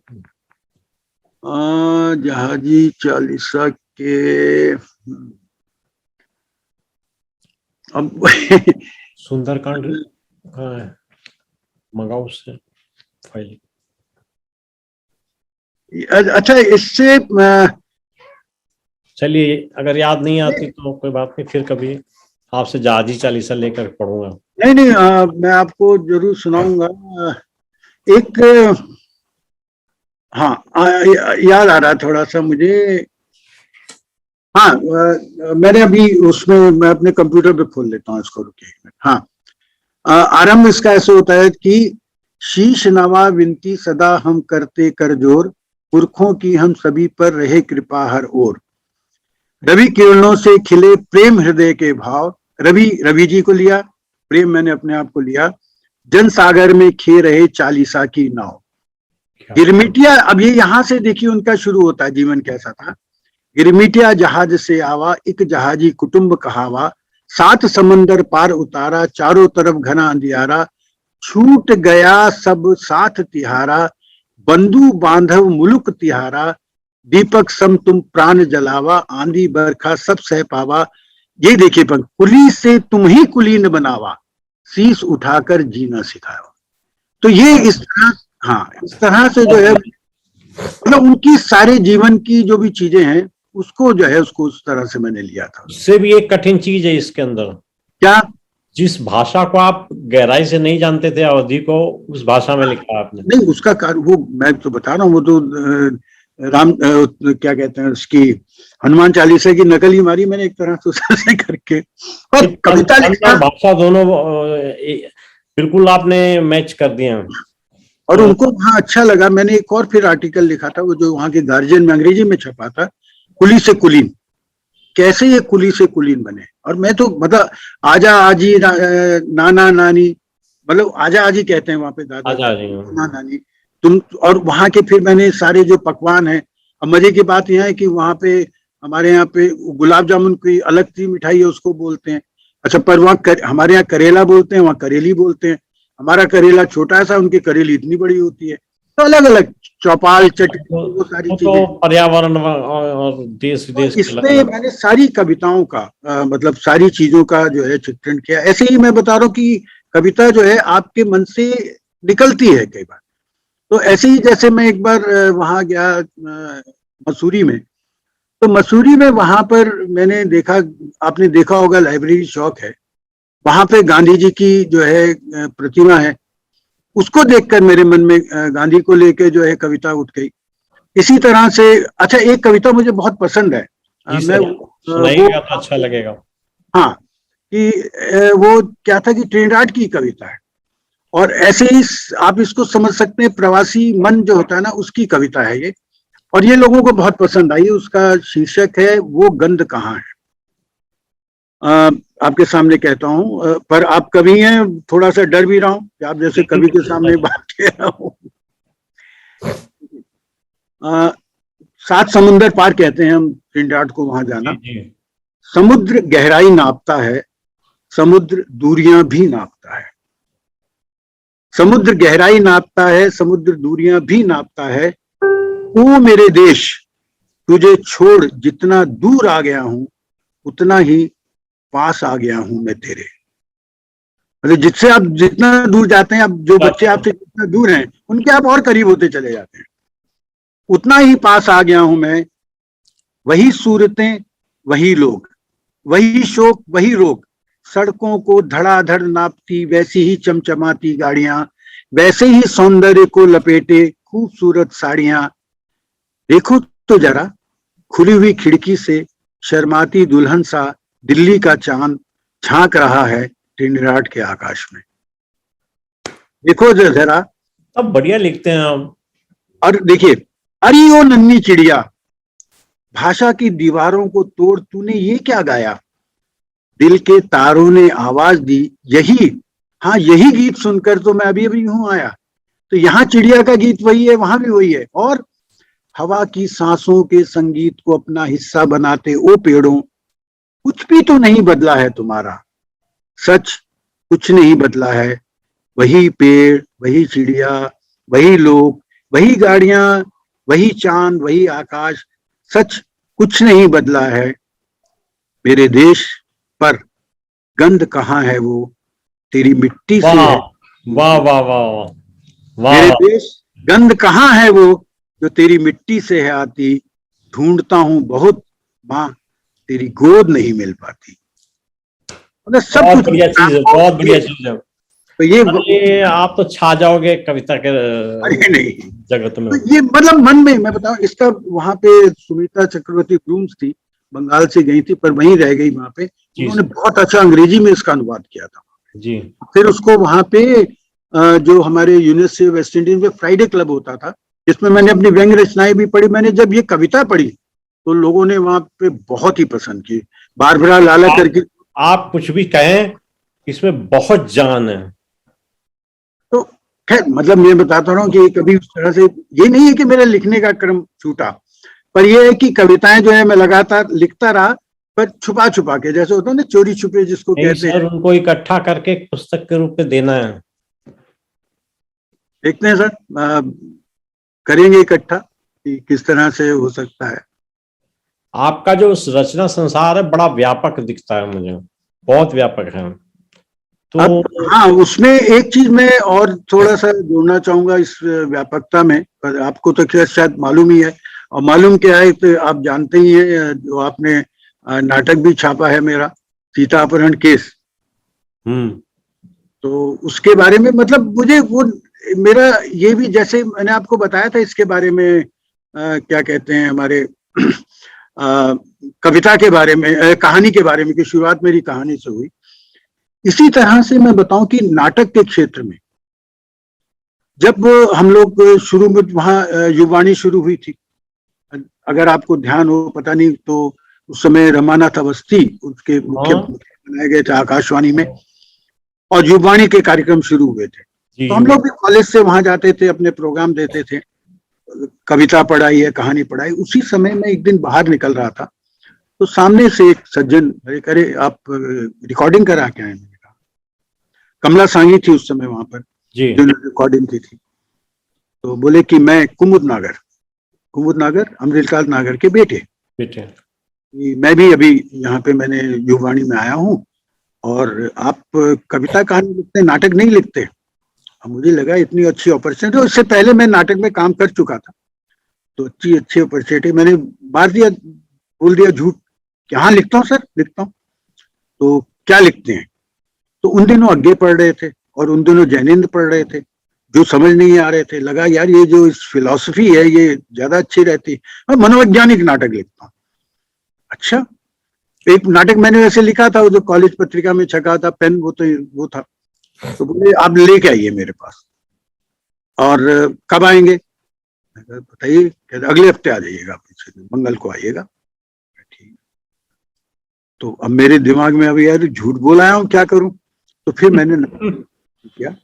अब मैंने उस समय, आप देखिए, नाटक लिखा था अपने अपने आप को लेके, युवा लोगों को लेकर, दीवारें, कि युवाओं के सामने इस समय की कौन कौन सी दीवारें सामने आती हैं, अपने मतलब कहाँ कहाँ हम लोगों को प्रेम करना है, वहां पे जनरेशन गैप को लेकर लिखा। वो लेके मैं चला गया उनके पास, और काफी मांझा वांझा उसको ठीक ठाक किया। तो उन्होंने देखा, कहते हैं कि आप कल आना मेरे पास। पढ़ा उन्होंने, कहते प्रेम जी आपने नाटक बहुत बढ़िया लिखा है, तो हम इसको करेंगे, और आप हमारे लिए लिखते रहे। तो उस समय बांके बिहारी भटनागर, आपको मालूम होगा, हिंदुस्तान के संपादक भी थे, उनका बेटा था मनोज भटनागर, हमारी उम्र का, उसने उसमें हीरो का रोल लिया, और उनके साथ मैंने 6 नाटक किए। दीवारें किया, फिर लड़ाई नाम का नाटक किया, तो ये हिंदुस्तानी होने का दुख, एक ही नाटक किया उनके साथ। तो ये बहुत सारे नाटक उनके साथ किए, तो नाट्य प्रेम मेरा वहां से जागृत हुआ। उसके बाद क्या हुआ कि सोमदत्त शर्मा, आपने नाम, इस बार हमने उनका नाटक भी छापा है, और वो थे इसमें विदेश प्रसारण में, जवाहरलाल नेहरू में था। वो मुझे जानते थे, उन्होंने भी नाटक, तो उन्होंने मुझसे कहा प्रेम जी आपसे एक काम कराना है मुझे, हमारा रात को एक 9 से 10 तक नाटक का शेड्यूल है, 1 घंटे का, और आप हमें कृतियों के नाट्य रूपांतर करके दीजिए, अपना छोड़िए। ठीक। तो उन्होंने मुझे दिया ब्रिगनैनी, उन्होंने पत्थरों का सौदागर, मैंने जो उनके लिए किया बात करके, फिर पिक्चर ऑफ डोरियन ग्रे ये मैंने किया, किरचे नरेंद्र कोहली का किया, साकेत का नाट्य रूपांतर मैं किया, और ये पहले उन्होंने 1 घंटे का था, ये सारे के सारे 2-2 घंटे के नाट्य रूपांतर हुए, जो अगले उसमें एपिसोड में भी आते थे। तो यहां से मेरा जो है नाटक का जो मतलब शुरू से रहा। फिर इसके बाद हमारे कॉलेज वालों ने सुने थे नाटक, तो उन्होंने कहा कि अरे आप हमारे यहाँ क्या हुआ कि हमारे प्रिंसिपल आए, उन्होंने कहा बाहर से कोई बैंड वैंड नहीं लेके आएंगे, बच्चे ही अपना प्रोग्राम देंगे और कॉलेज के टीचर दें। तो हम लोगों ने तय किया कि भाई क्या, रमेश उपाध्याय भी वही थे, तो रमेश उपाध्याय ने कहा मेरे पास एक नाटक है, तो हम वो करते हैं। तो फेल पास नाटक किया, मैंने भी भाग लिया, बहुत अच्छा रहा। अब अगले वर्ष का आया कि अब क्या करें, तो उन्होंने कहा, रमेश जी ने कहा कि प्रेम जी आप भी तो लिखते हैं, आप लिखिए। तो उस समय मेरा एक वो थी, क्या कहते हैं, व्यंग रचना छपी थी उससे पहले, पुलिस में, और उसका वो थी सीता अपहरण केस, और शमशेर इस्लाम इप्टा के, उन्होंने जनवादी ग्रुप के थे, हाँ, उन्होंने उसको जेएनयू में कई बार किया था। तो मेरे ध्यान में आया, तो मैंने उसको नाट्य रूपांतर किया आधे घंटे का। मतलब उसमें है ये कि सीता जी का अपहरण हो गया, तो प्रश्न ये है कि भैया सीता जी का अपहरण हो गया तो वो खुद क्यों ढूंढने निकले? पेड़ों से पौधों से पूछते रहे, खरगोश से पूछते रहे कि सीता कहाँ है, तो पंचवटी थाने क्यों नहीं गए? उस समय थाना तो होगा। तो था कि पंचवटी थाने गए थे, पर उनके साथ जो व्यवहार किया थानेदार ने, उनको लगा हम खुद ही ढूंढे तो ज्यादा अच्छा है। तो ये उसका सपना और उसका पैराडाइज किया। पैराडाइज किया। तो अब आप देखिए कि विद्यार्थी, 1000 के करीब विद्यार्थी बैठा हुआ है, और उस समय में आप देखिए कि जो लक्ष्मण है वो राम से जो है 12 इंच बड़ा, 1 फुट बड़ा है, और राम जी इतने मोटे से हैं जिनके कपड़े भी नहीं मिले थे, हम लोग गए थे लेने के लिए। और जब वो राम जो है आके सीते करके बुलाते हैं, आप देखिए कितना अट्टहास हुआ, मतलब बच्चे तो पागल हो गए आधे घंटे तक। फिर मुझे किसी ने कहा कि भाई आप उसको पूरा नाटक कीजिए, बनाइए इसको। तो मैंने पूरा नाटक बनाया, वो फिर कहीं छपा।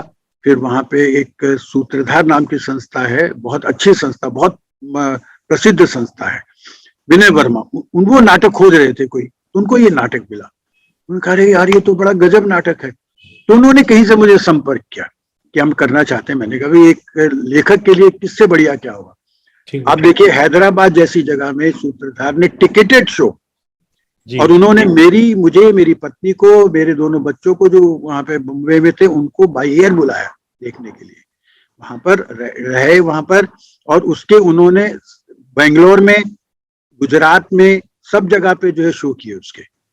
और अभी भी, और उसके शो जैसे अब मेरे नाटक के एक लड़का है तरुण करके है भोपाल से, एक मेरा नाटक और है सोते रहो, उसके वो कई शो कर चुका है। अभी पीछे ही उसने किया था, अखबारों में बहुत चर्चित हुआ। ऐसे इसके जो है बच्चों, आप देखिए बच्चों की एक प्रतियोगिता हुई थी कानपुर में, बाल नाटक, और उन बालकों ने ये नाटक खेला और वहां पे उनको प्रतियोगिता में उनको पुरस्कृत किया। तो ये नाटक जो है, मेरा नाट्य प्रेम जो है उसके बारे में हमारे समय के मालूम है लोगों को क्या। हाँ, नहीं मैं बता रहा हूँ कि प्रताप सहगल तो इसको 2 धमाके कहते हैं, इन्होंने जो लिखा है नाटक। यहाँ पर एक छोटी सी चीज आपसे चाहूंगा कि जब इतना व्यापक सृजन आपने किया है, तो उसमें से कुछ कुछ चुनिंदा जो आपको बहुत पसंद आती हो, वो कृतियों का उल्लेख कर सकेंगे क्या? अब आप ये तो लगभग वही वाली स्थिति है कि कोई पूछे कि आपकी श्रेष्ठ रचना क्या है, तो मैं तो यही कहता हूँ कि श्रेष्ठ अभी लिखा नहीं। श्रेष्ठ अगर मैं ये मान लूं कि श्रेष्ठ लिख दिया तो फिर मैं लिख क्यों रहा हूँ, तो और क्यों चीजें समय बर्बाद कर रहा हूँ। मैंने श्रेष्ठ नहीं पूछी। नहीं मैं बता रहा हूँ जो आपकी बात मैं समझ रहा हूँ। देखिए एक तो ये होता है कि हर व्यक्ति को पहला बच्चा, हर व्यक्ति को पहला प्रेम बहुत याद रहता है, चाहे शादी ना हो फिर भी वो याद आता रहता है। तो ऐसे ही मेरी पहली जो था राजधानी में गंवार, और जिसके कारण काफी चर्चित हुआ। मतलब उस समय जैसे कहते हैं ना छा गया रविन्द्रनाथ त्यागी जैसे व्यक्ति, सुधीश पचौरी, उस समय जब इसकी गोष्ठी हुई थी, और दिव्यक रमेश ने दिशाबोध के अंदर गोष्ठी की थी इसकी। अब आप देखिए सुधीश पचौरी ने इसके ऊपर बोला, इसके ऊपर जो है सुरेश कांत ने इसके ऊपर लिखा उस समय, और नरेंद्र कोहली जो उस समय काफी, तो उन्होंने एक पर्चा, शेर जंग गर्ग थे उस पे, उसके अंतर्गत रविन्द्रनाथ त्यागी की अध्यक्षता में हुई थी, हरीश नवल के यहाँ पे हरीश नवल थे, तो बहुत सारे लोगों ने, और इसकी बहुत जगह समीक्षाएं छपी। और शंकर पुणतांबेकर ने तो विशेष रूप से एक पत्र लिखा था। और उस समय के आलोचक एक अजित कुमार, जिन्होंने इस पे बहुत बड़ा लेखक, रमेश उपाध्याय, उन्होंने उस समय निर्झर में 18 पेज का एक लेख लिखा था इसको लेकर। वाह। और उसी की एक रचना है जिसको राजधानी में गंवार आपने भी छापा, उसको प्रकाशक सेकंड रिप्रिंट, हाँ, तो उसको आपने चाहा, उसके तब प्रिंट हुए थे, अब ये एक ही आया है। और वही एक रचना जो उसमें से बहुत अच्छी रचना मुझे भी लगती है, मनुष्य और ठग, वो मुंबई विश्वविद्यालय के कोर्स में पाठ्यक्रम में लगी, पाठ्यक्रम में आ गई है। तो इस तरह से मुझे जो है मतलब वो अच्छा है। और अभी जो मेरा जैसे व्यंग्य के बारे में लोग कई सवाल भी करते हैं, तो उसमें हास्य व्यंग्य को लेकर सवाल करते हैं, तो मैंने उसको अपनी रचना के माध्यम से उसका भी जवाब दिया है। और वो मेरा व्यंग्य हंसो हंसो यार हंसो। हाँ, तो वो उस व्यंग्य संकलन जो है उस रूप में आया है, हंसो हंसो यार हंसो। और इसके अतिरिक्त नाटक का तो है ही, और ये क्या कहते हैं, मैंने उनसे पूछा भी मंच करने वालों से कि यार, मैंने कहा ये नाटक, और जो पहले वाले थे उनको भी कहते यार ये जो तुम्हारा ये है ना, तू चुप तेरी महफिल में है, ये बहुत कठिन नाटक है। तो अभी हम देखना पड़ेगा कि किस तरह से इसको करना है, मंचन कैसे कर सकते हैं। कैसे करते हैं, है लोगों के मन में। पर व्यंग बाकी के, ये सब बाकी, हाँ जी जी। मैं ये कह रहा था कि व्यंग के बारे में दो स्कूल ऑफ थॉट मिलते हैं जो मेरी समझ में आए हैं। कुछ लोगों का ये कहना है कि व्यंग इंडिया में था, संस्कृत से लेकर के संस्कृत साहित्य में ही था, और कुछ लोगों का कहना है कि ये इंग्लिश सटायर से प्रभावित होकर के बना। आप इसको इसे कैसे देखते हैं। देखिए, हमारे यहाँ पर शक्तियां मानी गई है, मतलब ध्वनि के रूप में माना गया है। अभिधा, व्यंजना और लक्षणा, ये शक्तियां हैं, शक्ति के रूप में माना जाता है। व्यंग अब जो है, अब जो परिस्थिति जो सामने आ रही है, उसमें वो एक शक्ति के रूप में नहीं है। अगर आप उसको अब वो जो है एक जेनेर के रूप में, मतलब एक विधा के रूप में, वो आप उसको मान सकते हैं उसको, और विधा के रूप में तभी वो आएगा। ये उसके साथ सिर्फ व्यंग में, जैसे हम कहते हैं व्यंजना शक्ति, तो व्यंजना में और भी चीज, व्यंग में और भी चीजें होती है। व्यंग में आप देखते हैं वक्रोक्ति भी होती है, व्यंग में कटाक्ष भी आ जाता है, व्यंग में व्यंग की, और व्यंग जो है एक हमारे पहले समय में रचना में व्यंग होता था। जी। अगर आप देखें तुलसीदास की, अगर रामायण देखें तो उसमें परशुराम का और लक्ष्मण का संवाद, संवाद। रावण अंगद का संवाद, या जैसे मैंने सीता जी का वो बताया आपको, तो ये सारी चीजें क्या रचना में व्यंग है, व्यंग रचना नहीं है। पर जब व्यंग रचना के रूप में जो व्यंग आया है, तो उसने अपनी भाषा एक अलग बनाई है, और व्यंग की कहन एक अलग होगा वहां पे। अगर आप इसीलिए आप देखेंगे कि जब राग दरबारी, जिसको बाद में तो श्रीलाल जी ने डॉक्यूमेंटेड नॉवल बोल दिया अपना, उसको ज्यादा उसने, पर राग दरबारी का अगर आप देखें तो व्यंग में कथानक जो होता है वो कभी नहीं होता है, बिंबात्मकता होती है उसमें, अलग अलग, और उसमें क्षेपक होते हैं। मतलब बीच में अब चलते चलते जो है कोई भी बीच में कहानी आ जाएगी। जैसे आरंभ में भी आप देखें, जो उसका बहुत महत्वपूर्ण गुण मानता हूं मैं क्षेपक जो है, कि जब वो श्रीलाल शुक्ल जो है, जो सबने पढ़ा है, मैं इसलिए उसकी चर्चा कर रहा हूं, कि जब वो ट्रक की चर्चा कर रहे हैं कि ट्रक ऐसे खड़ा था, तो ट्रक के साथ तत्कालीन शिक्षा पद्धति, ट्रक किस तरह से कमल में था, नेताओं को लेके, उन सब पर व्यंग करते हुए जाते हैं। उनके लिए ट्रक का खड़ा होना महत्वपूर्ण नहीं है, उनके साथ उसके साथ और चीजें जो जुड़ी हुई हैं, और जो उनके मन में विसंगतियां उन चीजों को देख रहे हैं, उसका वर्णन करते जाते हैं। तो व्यंग का अपना एक बंधान है, ठीक बात। और इसीलिए मैं परसाई पहले शुरू में अगर आप देखें तो वो कबीर की तरह व्यंग को स्थापित करने के लिए लड़ रहे थे। वो ये कहते थे कि, उनका ये कहना था कि, और हास्य से परहेज करते थे, वो कहते शिष्ट हास्य, जब लोग कहते तो मुझे लगता कान में कोई तेजाब डाल रहा है। और उन्होंने अपने उनके संकलन की सारी संकलन देखिए, उनकी भूमिका में उन्होंने कहा कि व्यंग को शूद्र माना जाता है।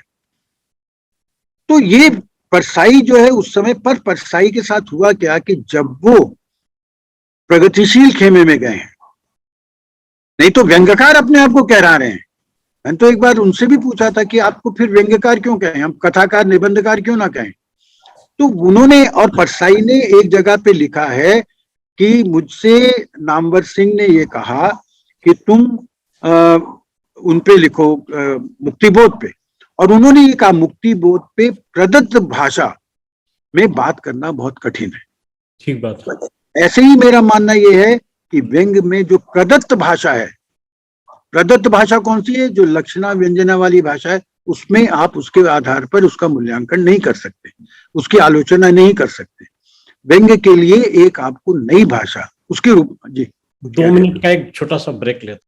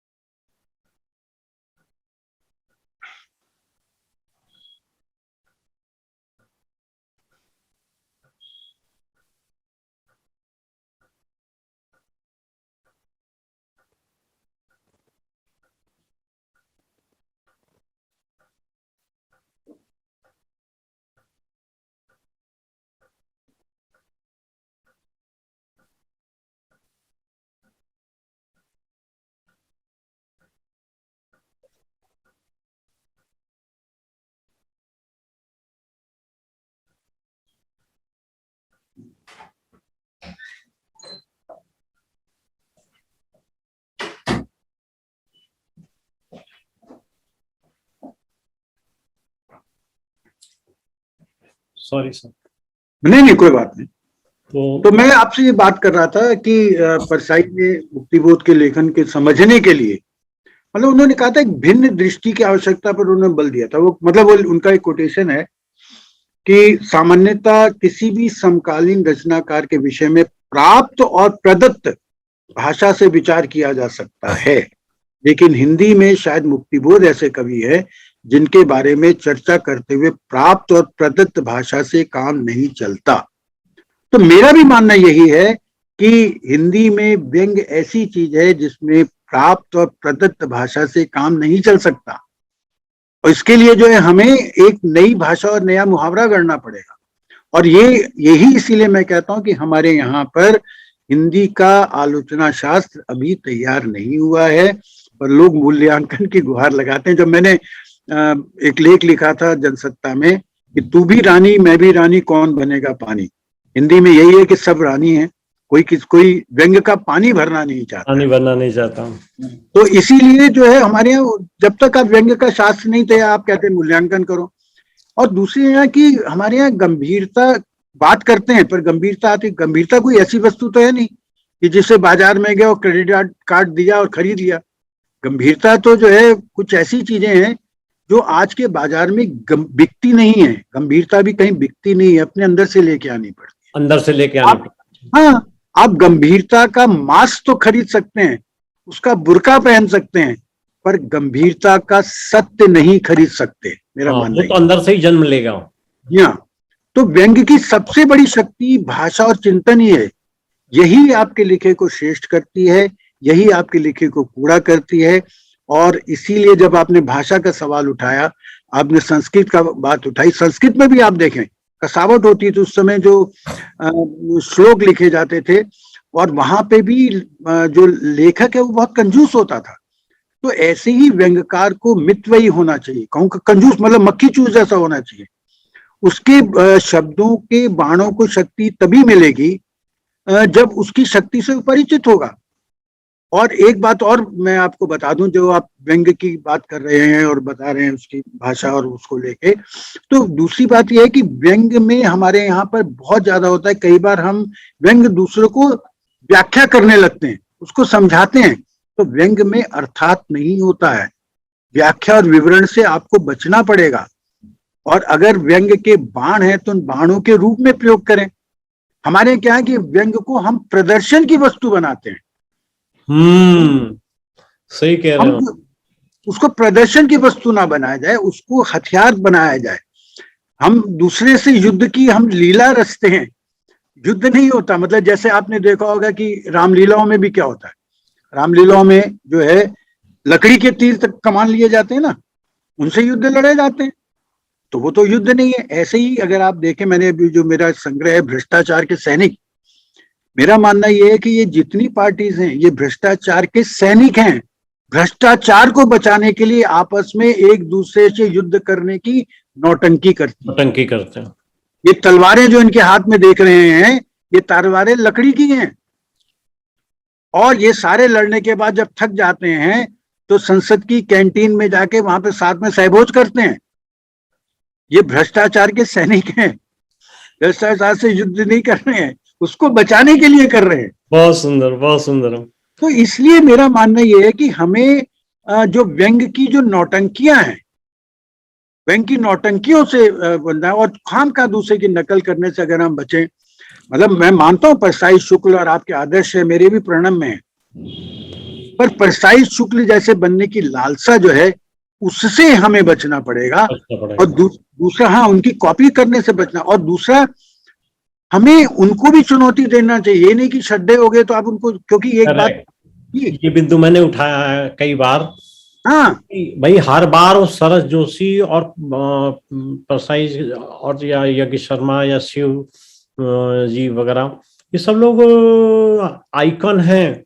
उन्होंने अपने समय के हिसाब से देश काल वातावरण में प्रतिपादन किया है, लेकिन वही व्यंग रह गया है, ये मैं नहीं मानता।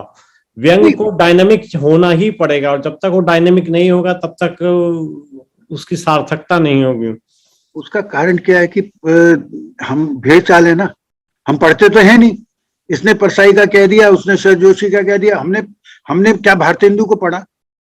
हमने क्या प्रसाद का ध्रुवस्वामी नाटक पढ़ा? आप पढ़े तो सही। क्या हमने देश मतलब विदेश तो छोड़ दिए, देश को क्या पढ़ा आपने? देश में और लोगों को पढ़ा क्या आपने? हम अपनी सुविधा के लिए 3-4 नाम चुन के उसी पे, इसीलिए आपने देखो व्यंग्य यात्रा का उद्देश्य यही है, उन अंधेरे कोनों में छापना, झांकना, बताना जहां पे आप पहुंचते नहीं। हमारा तो मेरा भी शुरू से लक्ष्य, मैंने परसाई, अब मैंने आपके सामने परसाई को चुनौती दी है। मैंने कहा वो अगर मानते हैं व्यंग्य स्पिरिट है, मैं नहीं मानता। अगर मैं उसको स्पिरिट मानूंगा तो मैं क्या अगर मैं परसाई को कहानीकार कहने लगूं तो उनसे बेहतर कहानीकार बहुत सारे हैं इस समय। मेरा उनका मुकाबला फिर किससे मैं करूंगा? भीष्म सानी है, कमलेश्वर है, धर्मवीर भारती है। पर व्यंग्यकार अगर आप कहते हैं तो उसमें एक अकेले वो खड़े हुए, तो है उनकी पहचान व्यंग्यकार की है। ठीक बात है। उनकी पहचान कहानीकार की नहीं है। रविन्द्रनाथ त्यागी की पहचान वो चाहे कहते रहे मैं कवि हूं, पर कवि की नहीं है उनकी। तो एक पहचान जो आपकी बनी और जो है व्यंग्य, जो एक व्यंग्य का अस्तित्व है, और इसीलिए जो है हम उसको व्यंग्यकार कहते हैं। एक बहुत पहले उदाहरण देते थे, क्या कहते हैं, विजय स्नातक जी की विधा क्या है? कहते हैं अगर मान लीजिए बहुत सारी भीड़ है और इसमें एक आदमी ने छाता ताना हुआ है, तो आप कहते हैं वो छाताधारी, मतलब वो दूसरों से अलग करता है, अलग है, ऑड मैन आउट। व्यंग्य, ये व्यंग्य रचना, ये व्यंग्यकार। तो ये एक अस्तित्व है, एक पहचान है। उस पहचान के रूप में जो है, और वो पहचान कई चीजों से पड़ती है। अब एक पुरुष को अगर आप साड़ी वाड़ी और वो पहना के और रख दें और पीठ पीछे देखेंगे, अरे लड़की जा रही है, और सामने से देखें अरे यार ये तो लड़का है, तो बाहरी पहचान अलग है, भीतरी दूसरी तरह की पहचान अलग है। तो पहचान तक पहुंचने का आपको तरीका आना चाहिए, पहचान तक पहुंचने की आपको समझ आनी चाहिए।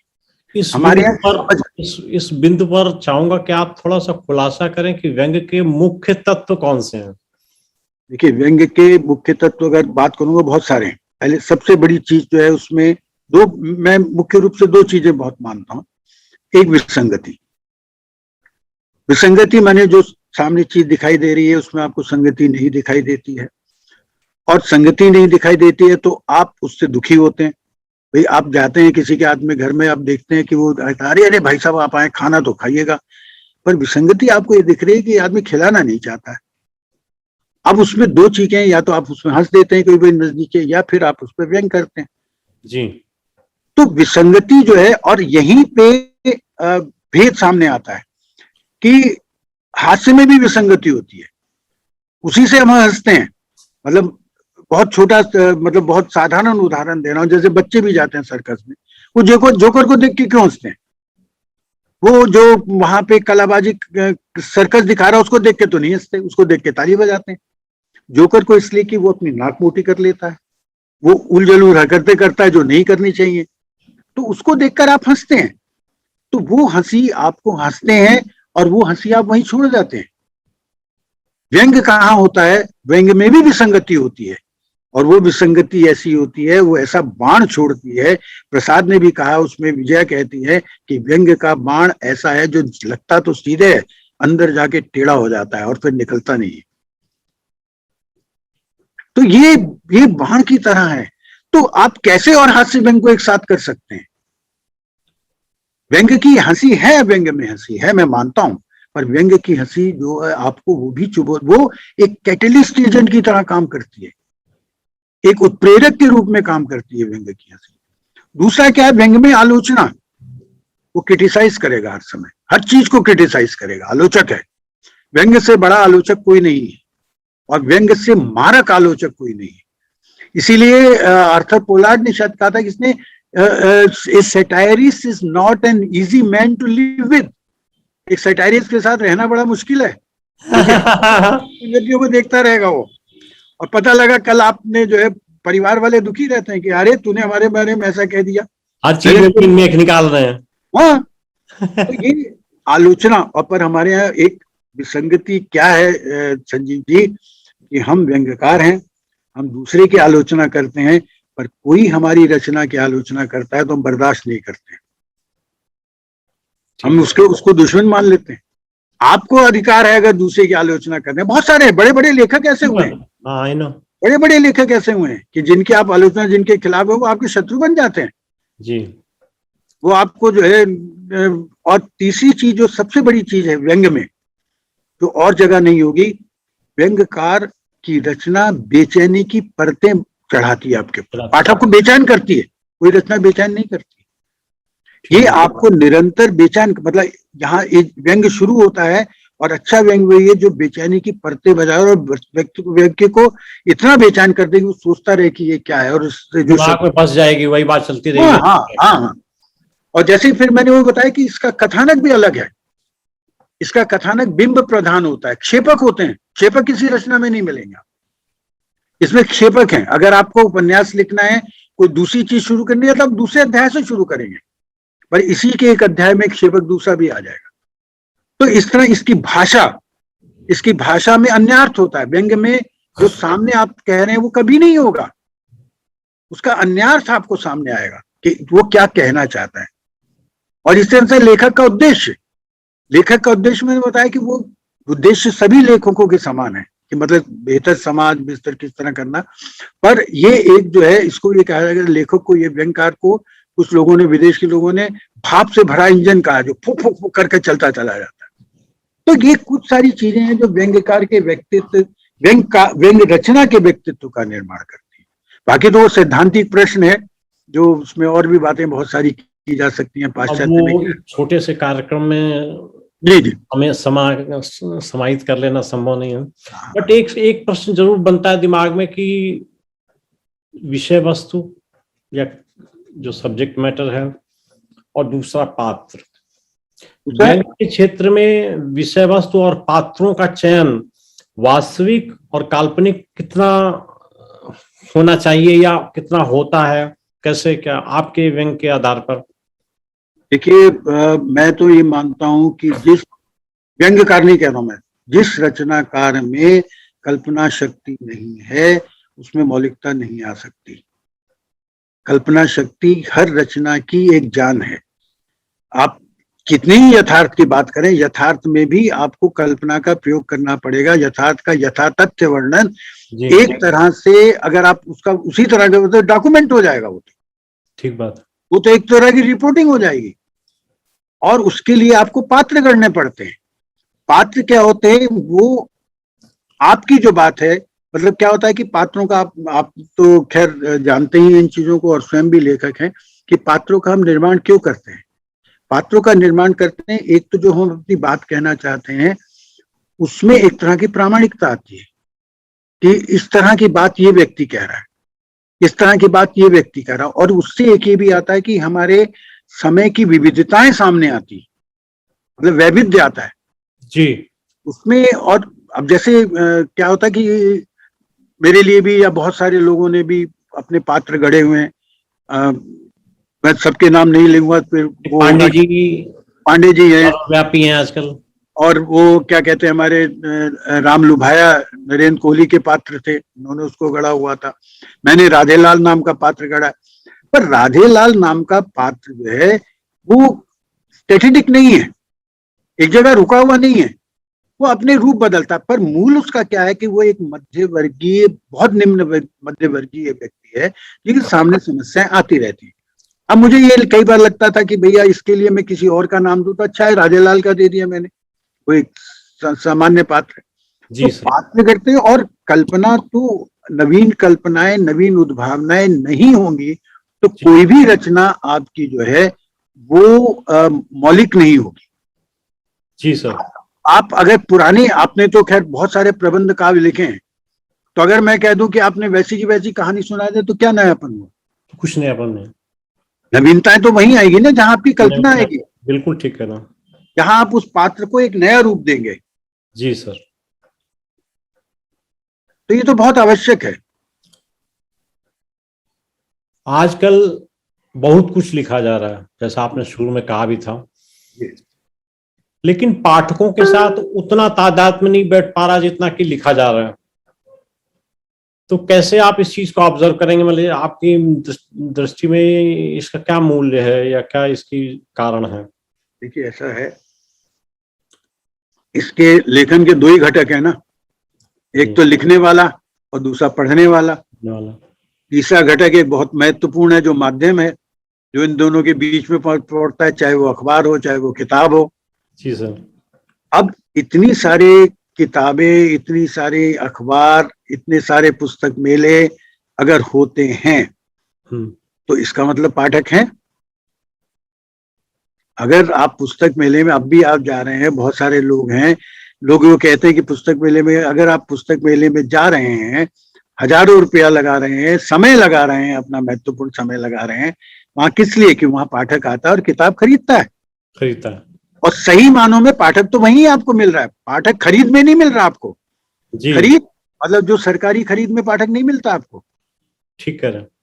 सरकारी खरीद में तो आपका अपना जो डंपिंग ग्राउंड है, हाँ, कई जगह डंपिंग ग्राउंड है, नहीं कई जगह मिल जाता है, कई जगह लाइब्रेरी पुस्तकालय में चीजें जाती हैं तो मिल जाती है, पर उनके अपने समीकरण हैं, ये आप जानते हैं, अलग तरह के। पर मेरा ये मानना है कि जो आपकी किताब अमेज़न पे अगर मान लीजिए कोई खरीदता है, इतनी किताबें बिक रही हैं जी सर, पाठक है, पर किसके पास है किसके पास नहीं है, ये आपकी रचना की शक्ति तय करती है, ये अपनी आपकी रचना की ताकत तय करती है कि पाठक है, और कौन सा पाठक है ये भी निर्भर करता है। मतलब ये सारी चीजें, पुस्तक है, फिल्म है, नाटक है, ये सारे माध्यम है, मंच माध्यम है, ये सारे के सारे। आप फिल्म जो है, आप फिल्म, ये टीवी जो है, ये एक माध्यम है, इसके माध्यम से आप क्या कर रहे हैं, आप लोगों तक चीजों को पहुंचा रहे हैं, पर कैसी चीज पहुंचा रहे हैं, किस तरह की चीज पहुंचा रहे हैं,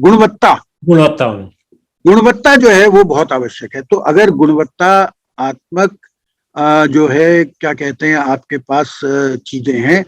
और दूसरा एक बात मैं और बताऊं, मैं भी एकदम नाम भूल रहा हूँ, जो तंजानिया के नोबेल प्राइज विजेता है, उनको पुरस्कार, मेरी स्मृति ऐसी ही चली जाती है, उनके बारे में आपको बताऊं कि उनके कुल मिला के वो आया था कि मैंने पढ़ा था 3000 पाठक भी नहीं, 3000 किताब भी नहीं बिकती है उनकी।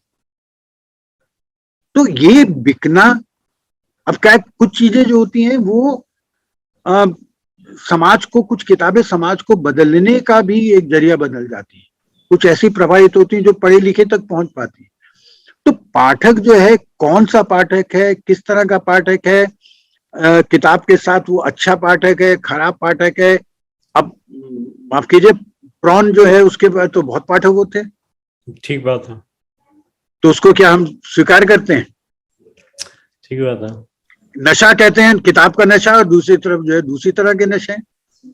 कौन सा नशा सिद्ध है, ये हमें, कौन सा नशा जो है हमें स्वीकार है, ये देखना होता है। तो ऐसा नहीं है, मतलब, पर ये है कि कारण क्या है, आप जानते हैं, ये जो धीरे धीरे दुनिया बदली है, बाजारवाद जो सामने आया है, उसने हमें बहुत सारी अच्छी चीजें भी दी है। अब जैसे वेबिनार है, इसके लिए नहीं तो मुझे, आप किसी स्टूडियो में बुलाते, आप अपना खर्च करते, मैं अपना खर्च करता, मैं नहीं खर्च करता, मैं कहता संजीव जी मुझे आने जाने का किराया तो दीजिए, कम से कम कुछ उपहार दीजिए। पर यह है कि इसके माध्यम से आप अपने कमरे में बैठे, मैं अपने में बैठा हुआ हूँ, या अपना मेरा समय बच रहा है, आने जाने का समय बच रहा है सारा। ठीक बात ये है। किंडल आ गया, मेरा बेटा जो है वो कहता है कि पोता जो है बहुत पढ़ता है, 250-250 पेज की किताब पढ़ता है, वो कहता है दादू मैं इतनी कहाँ रखूंगा, तो वो किंडल लेके, अपना उसको किंडल लेके दिया, वो उसमें पढ़ता रहता है, उसके लिए पूरी जो लाइब्रेरी है उसका किंडल है। तो ये एक अच्छा माध्यम जो सामने आ जाता है। तो ये माध्यम जो धीरे धीरे सामने आ रहे हैं, हमें पाठकों का पता नहीं चलता, हमें पता नहीं कि कितने लोग हमारी किंडल के, या मान लीजिए यूट्यूब में आपने मेरी रचनाएं कुछ पढ़ी, कितने पढ़ रहे हैं कितने नहीं पढ़ रहे हैं, वो हमारे तक नहीं पहुंचती। तो पाठकों का वर्ग जो है वो एक नहीं रहा है, पाठकों के विभिन्न वर्ग हो गए, अलग अलग माध्यमों से वो आपको पढ़ते हैं, अलग अलग माध्यम तक आप जानते हैं। तो एक बड़ी इंटरेस्टिंग स्टोरी आपको बताऊं, ऑनलाइन मार्केटिंग में अमेज़न पे अपनी किताबें होती हैं, एक सज्जन ऐसे हैं जो पटना के पास कहीं रहते हैं, वो किताब बुक करते हैं, हमारे पास ऑर्डर आता है, हम किताब पैक करके भेज देते हैं। अमेज़न ने रिटर्न पॉलिसी में 10 दिन का टाइम दिया है, वो 10 दिन के अंदर किताब पढ़ करके उसको रिजेक्ट करके वापस भेज देते हैं और दूसरी किताब का ऑर्डर देते हैं। और देखिए आपका पाठक कितना चालाक है। क्या पाठक चला। पाठक तक आप पहुंचे तो आपको अब ये अनुभव तो आपको ही मिला ना इस प्रकाशक के रूप में कि पाठक चालाक भी कितना हो गया। ये तो लगभग वही है, अगर आपको ध्यान हो कि पुराने समय में जब हम लोग ट्रेन में जाते थे, बस में जाते थे, तो अपना अखबार तो खरीदते नहीं थे, आपका लिए तो एक पन्ना मांग लिया, एक दूसरे ने दूसरा पन्ना मांग लिया, आपके से एक चार दो पन्ने बचते थे मुश्किल से, उसको आप पढ़ रहे हैं, बाकी लोग पढ़ रहे हैं। तो मुफ्तिया तो सब हर समय में होते हैं, पढ़ते हैं लोग। तो डिजिटल युग में सर आप क्या सोचते हैं कि इससे पाठक संख्या भी बढ़ेगी, साहित्य का विस्तार होगा, या कोई इसमें अवरोध उत्पन्न हो सकता है? मैं आपसे ही प्रश्न करता हूं कि आप जो है डिजिटल दुनिया में भी हैं, आपकी किंडल में भी जाती हैं किताबें, और आप प्रकाशित भी कर रहे हैं, और इतना अच्छी नौकरी और इतनी सारी चीजों को, सुख समृद्धि को लात मार के कहूंगा, पैसा फूंकने के लिए यहाँ पर आए हैं। आप कितनी, अब आपसे बात हुई थी तो आप बता रहे थे 100 से ऊपर किताबें इस समय प्रकाशित हो रही हैं। तो ये साहस कर रहे हैं ना आप। हाँ, जून से अब तक तकरीबन 160 किताबें पब्लिश कर होंगे। तो ये तो कोई बड़ा प्रकाशक भी नहीं कर रहा होगा। पता नहीं मुझे। नहीं तो पर मतलब आप कर रहे हैं, तो मतलब वही कहते हैं ना कि अगर धुआं है तो आग तो लगी है ना कहीं ना कहीं, तो ये आग जो लगी हुई है। 250 पेंडिंग है अभी। हाँ, और अभी 250 पेंडिंग होगी, और 300 और कह रहे हैं कि हमारी कब छापोगे। और जब तक वो खत्म करेंगे तब तक कितने फिर इकट्ठे हो जाएंगे। इसका मतलब लेखक भी हैं, इसका मतलब प्रकाशक भी हैं, इसका मतलब पाठक भी हैं। तो ये तो चलता रहेगा। और डिजिटल वर्ल्ड में दुनिया का बहुत सारी दुनिया है, ऐसा नहीं है कि हम सिर्फ नई पीढ़ी को दोष देते हैं कि कहते हैं वो भी डिजिटली हो गई है और कुछ नहीं करती है, बढ़ती नहीं, ऐसा नहीं है। व्यंग के विषय वस्तु के संदर्भ में एक छोटा सा प्रश्न बनता है, तो थोड़ी कई जगहों पर चर्चा में भी आया और मैंने भी उसमें भाग लिया, कि विषय वस्तु की सीमितता क्यों है? उसी एक पर्टिकुलर घेरे के अंदर व्यंग्यकार जरा क्यों घूम रहा है? वो न्यायालय पे बात क्यों नहीं करता, केसेस पे बात क्यों नहीं करता, शिक्षा पे बात क्यों नहीं करता? वो घिसे पीटे सब्जेक्ट्स के अंदर ही क्यों लिमिटेड है? देखिए, ऐसा जो सामान्यता आपके पास आ रहा है, देखने में आ रहा है, जिसको, वो ज्यादातर लेखन ऐसा ही है क्योंकि वो सरल लेखन है। कठिन व्यंग का क्या, लेखन का मार्ग ही बहुत कठिन है। जैसे मैंने बताया, नवोन्मेष चाहिए आपको। अब मतलब, अब मेरा मानना तो ये है कि 21वीं शताब्दी जो है वो नए विषयों की शताब्दी है। करेक्ट। व्यंग के बाजारवाद, आप किसमें देखिए बाजारवाद कहीं दिखाई देता है आपको? कहीं नहीं बात अर्थशास्त्र की कोई बात नहीं है। अब मैं बता रहा हूँ कि मेरा जब ये हुआ, मैंने जैसे ही ये शुरू हुआ था, हमारी 2 विश्व सुंदरियां बनी थी, तो मैंने उस समय एक व्यंग लिखा था जो धर्मयुग में उस समय छपा था, सुंदरता खरीदो, सुंदरता बेचो। और मेरा कहना ये था कि जब ये आया है, इसके कारण से हर लड़की का लक्ष्य पढ़ाई कम हो गया है। वो मॉल में जाके पहले लिपस्टिक और उसके रंग ढूंढेगी, बाजारवाद ये है। और धीरे धीरे आप देखते हैं हर चीज सौंदर्य प्रोडक्ट बन गया, हर चीज वस्तु बन रही है। शिक्षा प्रोडक्ट है, इसी तरह से साहित्य को भी प्रोडक्ट बना दिया गया है। जब साहित्य को प्रोडक्ट बनाएंगे तो आप अपने लक्ष्य से भटकेंगे। अब आपने जैसे कही, मैंने लिखे हैं, मैं अपना बात कर सकता हूँ, जैसे कबीरा काहे खड़ा बाजार, वो मेरी रचना है। आपने न्यायिकी की बात की है, मैंने लिखा चिंकारा होने की आजादी। आपको मालूम है चिंकारा जो है, उसमें जिसको हिरण, काला हिरण मार देगा, उसको आज तक सलमान खान ने मार, को आज तक न्याय नहीं मिला है। और अफजल गुरु के लिए 2:30 बजे रात को खुल जाते हैं। उसको न्याय नहीं मिला, और उसमें पूछता है कि वो न्याय जो है कैसे मिलेगा, तो उसमें एक वाक्य वो बोलता है, न्याय मिलता नहीं है, न्याय खरीदना पड़ता है। वो पूछता है किससे, कहता है महंगे वकील से, गवाहों से, महंगे गवाहों से, इनसे न्याय खरीदना पड़ता है। और ये चिंकारा जो है पहुंचा है वो चित्रगुप्त की अदालत में। तो चित्रगुप्त कहते हैं कि सारा देख के कि कहते हैं कि भैया, कहते देखिए, मैं चिंकारा था, मैं एक पशु था, इसलिए मुझे न्याय नहीं मिला। कहते वो क्यों? वो कहते अगर मैं मनुष्य होता, मैं दलित होता, किसी पार्टी का होता, तो संसद में गूंज जाता कि चिंकारा मारा गया। सही बात है। कहता मेरे कोई था ही नहीं, मेरे लिए क्या कहते हैं, न्याय मांगने वाला कोई नहीं है, और जो न्याय मांगने वाले हैं उनके पास शक्ति नहीं है, तो शक्तिशाली के पास न्याय है। हाँ। अब आपको मैं एक बात बताऊं कि हम लोगों का पेंशन का जो केस चल रहा है,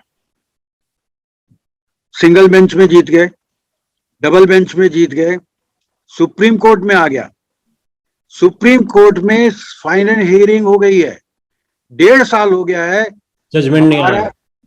हाँ, रिजर्व रखा हुआ अभी, और इस बीच में कितने लोग मर गए भाई, सारे बुजुर्ग थे।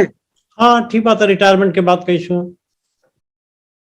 तो अब ये आप बताइए कि निर्णय देने में इतनी देर हो रही हो। इन सब चीजों के ऊपर थोड़ा सा मुझे लगता है कि तो मैंने लिखा ना, हाँ, ये सारी चीजों मैंने साहस किया लिखने का, सारी चीजें इन चीजों पे लिखी है, बाजारवाद को लिखा है, संबंधों को लेके। अब बर्फ का पानी जैसे मेरी रचना लोग बहुत पसंद करते हैं, उसमें वो संबंधों को लेकर है कि किस तरह से वंचित के बारे में है।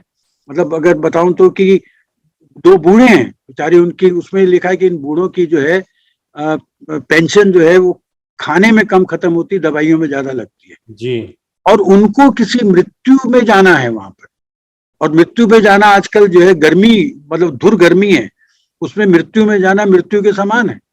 बेचारे जो है पैसा नहीं है तो स्कूटर करते हैं जिसमें लू लग रही है, पर वहां वो अलग है, वहां जाके बूढ़ा बैठा हुआ है और इंतजार कर रहे हैं क्योंकि लड़की नहीं आई अभी तक, और वहां पे वो मकान भी, जो कॉलोनी भी जो है वो गरीब कॉलोनी है, तो वहां का शमशान भी गरीब होगा भाई। अमीर कॉलोनी का शमशान अमीर होता है, उनका गरीब होता है। तो वहां पे अच्छा 4थी मंजिल पे वो रहते हैं, 2 कमरे का मकान है, तो लाश को उठा के नीचे रखा हुआ है, बेटी का इंतजार हो रहा है, उसको बर्फ की सिल्ली में रखा हुआ है वहां पे नीचे। उतनी देर में 2 लड़के छोटे से, बेचारा एक जो है 12-13 साल का और एक 5-6 साल का, भागते हुए आ रहे हैं उधर, देखते हैं टेंट लगा है, उनको लगता है यहाँ पे कोई शादी वादी हो रही है, और आके एकदम ठिठक जाते हैं। तो बड़ा वाला लड़का जो, उसका हाथ अपना यूं चला जाता है सिर पे, और वो छोटे को भी कहता है तू रख, थोड़ी देर खड़े रहते हैं। तो उतने भाग के आए हैं, गर्मी है, तो छोटे वाले को प्यास लगती है, तो प्यास लगती है, वो वहां पानी पिला रहा है जो उसके पास जाता है, तो उसको दुत्कार देता है, क्योंकि उनको लगता है भैया कितनी देर तक वो पानी भी नहीं है, ठंडा पानी कहाँ से बर्फ लाए और करेंगे, तो उसको दुत्कार देता है। तो बेचारा दूर जाके खड़ा हो जाता है, उतनी देर में वो लड़की आ जाती, किया जाता है, उसको लाश को बर्फ की सिल्ली से उठाया जाता है और सिल्ली को नाली में फेंक दिया जाता है। वो लड़का जाके उसमें से बर्फ तोड़ता है, उसको चूसता है। उसका बड़ा वाला बोलता है, ए फेंक दे इसको, ये मुर्दे की बर्फ है। वो कहता है बर्फ झूठी नहीं होती है। यहाँ खत्म होती है वो कहानी। बहुत सुंदर। तो ये मतलब जी, एक प्रश्न ये और आप मेरे पास रहता है कि ये व्यंग्य यात्रा का शुरुआत आपने इतने समय से किया, कैसे निर्वहन हो पा रहा है आजकल के समय में? एक बात बताइए, यात्रा जब आप करते हैं कैसे निर्वहन होता है? साथियों के साथ एक यात्रा है, शुरू से मैंने ऐसा है कि मेरे ऐसा नहीं था कि मुझे पत्रिका निकालनी है इसलिए निकालनी थी, मुझे लगा कि इस समय व्यंग्य विमर्श की बहुत जरूरत है। व्यंग्य बहुत लिखा जा रहा है पर व्यंग्य पर बातचीत नहीं होती है जी। कैसा लिखा जा रहा है आप ये मानेंगे? श्रीलाल शुक्ल पर जब मैंने किताब निकाली, अंक निकाला और किताब निकाली, तो उन्होंने मुझे किताब के बाद कहा जो नेशनल से छपी इसने मुझे रिबिल्ड किया है। शरद जोशी पर एक आध शोध प्रबंध मिलता है, उन पर कोई किताब ही नहीं आलोचना की। लोगों ने मुझसे कहा, जब कहते हैं कि भाई मैंने कहा कि भाई बैंक पे शोध होने चाहिए, शोध कहाँ से हो? परसाई पे मिलेंगे आपको, क्योंकि परसाई प्रगतिशील खेमे के, तो उस पर लिखने वाले बहुत सारे थे। रविंद्रनाथ त्यागी पे कोई किताब नहीं, उन पर अंक निकाला, किताब प्रकाशित की। तो मेरा ये लक्ष्य था कि व्यंग्य पर विमर्श हो, बातचीत, तभी आप साहित्य की पंगत में बैठ सकते हैं। जब आपका आलोचना शास्त्री नहीं है तो लोग क्या करेंगे आपके उससे करके, और इसमें लोग मिले। मतलब मुझे ये अच्छा लगा, नामवर सिंह, विश्वनाथ त्रिपाठी, निर्मला जैन, इस तरह के आलोचकों ने व्यंग्य यात्रा में लिखा। अभी भी जो अंक आया है हमारा विनोद शाही, बहुत बड़े अच्छे व्यंग्य की भाषा पे, मैंने लगातार मतलब व्यंग का मनोविज्ञान क्या होता है, क्यों होना चाहिए, और व्यंग के जो है मिथकी प्रयोग किस तरह के होने चाहिए, इन चीजों पे बातचीत कराई। व्यंग का भाषा क्या होनी चाहिए। तो मेरा ये लगता है, तो मैंने पहले सोचा था कि मैं 5 अंक निकालूंगा प्रयोग प्रयोग के रूप में। निकल गया, ठीक है, मेरे को कोई नहीं। तो मैंने जब 5 अंक निकाले, और इसीलिए मैंने उसमें लिख दिया था कि भैया ना इसकी वार्षिक सदस्यता है ना आजीवनता, क्योंकि मुझे अपनी पत्रिका का जीवन ही नहीं पता, तो मैं आपसे आजीवन सदस्यता क्या लूं। ठीक है। तो ये मैंने वहां से शुरू किया, पर लोग जुड़ते गए। आप देखिए, उस समय 500 प्रतियां छपती थी समय, इस समय डिजिटली भी नॉटनल पे जाती है, और इसकी जो है कभी 1800, कभी 2400, 2500, और अभी जो है किसी ने बताया कि सरकारी खरीद में भी है, जहाँ लाइब्रेरी में 400 जगह पे ये जाएगी। तो मेरा एक मिशनरी प्रोजेक्ट है, तो मैं चाहता हूँ ज्यादा से ज्यादा तक लोगों तक पहुंचे, और इसीलिए तब से 20 रुपए इसकी कीमत रखी, जबकि खर्चा तो आप खुद जानते ही हैं, आप देखते हैं, और आपका सहयोग मिल जाता है, मुझे विज्ञापन दे देते हैं, अच्छा लगता है मुझे कि वो कहीं ना कहीं। तो इस तरह के भिक्षा देने वाले बहुत हैं। श्रीकांत चौधरी जिनकी मैं चर्चा कर रहा था, मतलब वो व्यक्ति क्यों नहीं चलेगी ऐसी पत्रिका, बताइए, कि वो हर अंक में मुझे 1000 रुपए भेजते थे। एक दिन अचानक देखा कि उसमें 2 जीरो फालतू लगे हुए। अरे मैंने कहा भैया आपने गलत नाम लिख के चेक भेज दिया। कहते नहीं मैंने ठीक भेजा है। 1 लाख रुपया भेजा उन्होंने। उन पर आज तक मैंने त्रिकोणी नहीं निकाला, कोई विशेषांक नहीं निकाला, और ना अभी तक निकाला है। तो मैंने कहा आपने, कहते भैया ऐसा था कि मेरा ऑपरेशन था हार्ट का, तो मैंने पैसा था मेरे पास, तो मैं वहां गया, तो मेरे भाई को पता लगा, वो अमेरिका में, उसका बेटा यहाँ था। उसने अपने बेटे को बोला कि भैया ताऊ जी का जरा देखो जाके। उसने जाके मेरा 2.5-3 लाख का बिल जो था वो भी दे दिया, और मेरे को इलाज भी करा दिया। मुझे लगा अभी किस काम में लगाऊं, तो मैंने तुम्हें 1 लाख रुपया भेज। ये अब सूर्यबाला जैसी रचनाकार, मैंने उनको शुरू में पारिश्रमिक देना शुरू किया। मैंने 500 का पारिश्रमिक भेजा, उन्होंने 2,500 का चेक वापस भेज दिया कि भैया ये तुम रख लो। उन्होंने अभी रविन्द्रनाथ त्यागी, जिसमें आपने भी स्मृति सम्मान जो हुआ, और उसमें आपने नेशनल सम्मान किया, 11,000 रुपया उन्होंने कहा मेरी तरफ से पुरस्कार है। तो यही ताकत है, यही शक्ति है, जो हमारे जो भिक्षा का कटोरा है उसको आप लोग भी भरते रहते हैं, और लोग तो जब भिक्षा का कटोरा अक्षय है, प्रभु की माया है सब, प्रभु की माया है सब, प्रभु की माया। एक व्यक्तिगत प्रश्न पूछना चाहूंगा जी, साहित्य से संबंधित नहीं है। साहित्य के अलावा आपकी सबसे इम्पोर्टेंट या प्रमुख हॉबीज कौन कौन सी हैं? हाँ, प्रमुख हॉबी तो बहुत सारी हैं। मतलब प्रमुख ये है कि बताइए, हम भी शायद कहीं जुड़ जाए। कुछ तो ये है कि जैसे संवाद, बातचीत करना, मतलब परिवार में, जैसे मैं यहाँ पे, हम लोग गुड़गांव में जाते हैं या मुंबई जाते हैं, यहाँ जाते हैं, या वर्ष में एक बार कोशिश करते हैं पूरा परिवार के आपस में संवाद बना रहे, बातचीत। यहाँ पोतों के साथ बैठ के उनको समझना, उनसे बातचीत करना, वो अलग है। पर उस हिसाब से अगर आप देखें एक तो मेरी क्रिकेट बहुत अच्छी, मतलब अच्छा लगता है। जब भी कोई मैच वैच होता है उसको देखता हूँ, मेरे पोते को उससे डिस्कस करता हूँ, उससे बातचीत करता हूँ खेल दृष्टि से।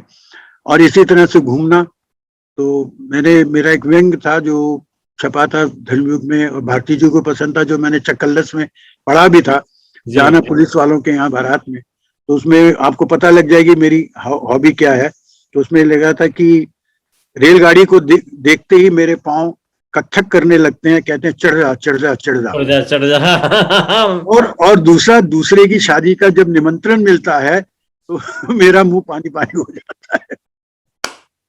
तो क्या है कि मिलना, लोगों से मिलना, ठीक बात है, तो अच्छा लगता है उस तरह से जाके। तो और अंत में आपसे पढ़ना तो है ही, पढ़ने की तो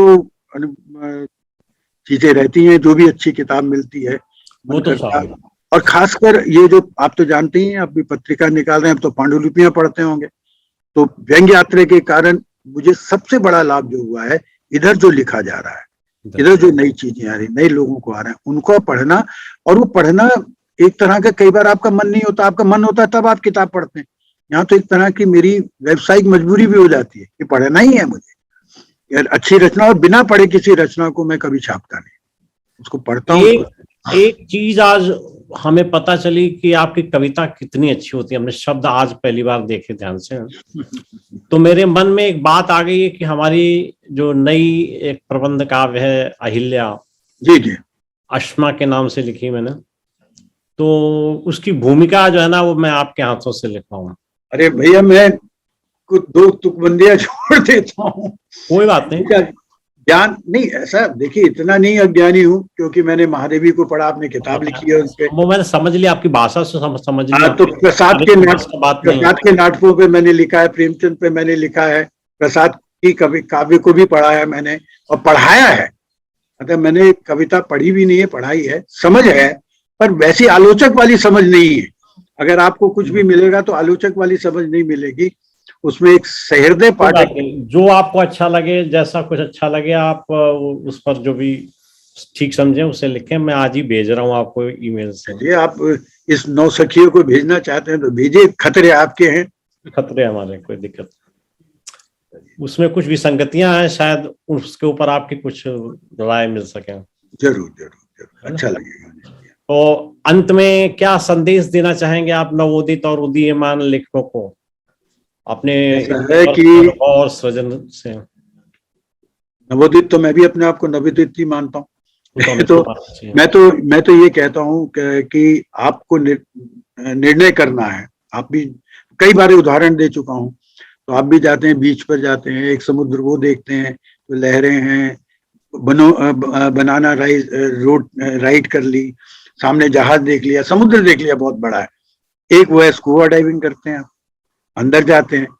तो भैया अगर आप, मैं साहित्य का स्कूबा डाइवरी करता हूँ, नीचे जाता हूँ, जितना जाता हूँ गहरे समुद्र में, लगता है समुद्र तो पता ही नहीं समुद्र के बारे में, एक बूंद भी नहीं हम जानते हैं। तो इसलिए अपने आप को, जितना आप अंदर जाएंगे ना, आप अपने आप को नवोदित पाएंगे। और तो मेरा लगभग संदेश यही है कि आप साहित्य के पर्यटक मत बने, साहित्य के गोताखोर बने। धन्यवाद सर, बहुत बहुत धन्यवाद, बहुत सुंदर संदेश दिया आपने। और मैं अनुस्वार के ओर से, परिवार की ओर से आपको बहुत बहुत बहुत बहुत आभार व्यक्त करना चाहता हूँ कि आपने इतना लंबा समय हमें दिया। मैं यही देख रहा था कि इतना समय हो गया आप लोगों से, इतनी लंबी क्लास तो मैंने कभी अटेंड नहीं की है। लेकिन इतनी बढ़िया अनुभव की बातें और शास्त्र की बातें, व्यंग्य के तत्वों के बारे में जिस तरीके के विस्तार से चर्चा हुई है, मुझे लगता है कि इस प्रकार की चर्चा और होनी चाहिए, ताकि व्यंग्य का जो इतिहास है, व्यंग्य का जो शास्त्र है, एक्चुअली मैं कहूँगा, उस पर खुलासा हो सके, उस पर राय आ सके, एक comparative analysis of couple of व्यंग्यकार होनी चाहिए, ताकि ये पता चले कि हम इनको मान रहे हैं, इनको मान रहे हैं, किसकी क्या विशेषता, हर एक की अपनी अलग अलग विशेषता है, अपना अपनी अलग अलग शैली है। तो मैं चाहूंगा कि इस प्रकार के कुछ कार्यक्रम और किए जाएं। आपसे बाद में मैं विचार विमर्श करूंगा और कुछ और भी कह रहा था कि ये अगर कोई परंपरागत साक्षात्कार होता तो बहुत जल्दी खत्म हो जाता। आप संवाद करते हैं, आपका भी हिस्सा सामने आता है, हम लोग एक दूसरे से बातचीत कर रहे हैं। यहाँ पे हमारा वो नहीं है कि भैया प्रश्न पूछे परंपरागत, हाँ वो नहीं रखा। इसीलिए तो समय का पता नहीं चला। ये लगभग वही होता है, दो प्रेमिका जब बात करते हैं तो उनको समय का पता नहीं चलता। घड़ी अपने रफ्तार चलती रहती है, हम लोग अपनी रफ्तार चलते रहते हैं। तो धन्यवाद, नमस्कार, आभार, धन्यवाद। फिर मिलते हैं सर शीघ्र व्यंग्य चर्चा पर। जरूर।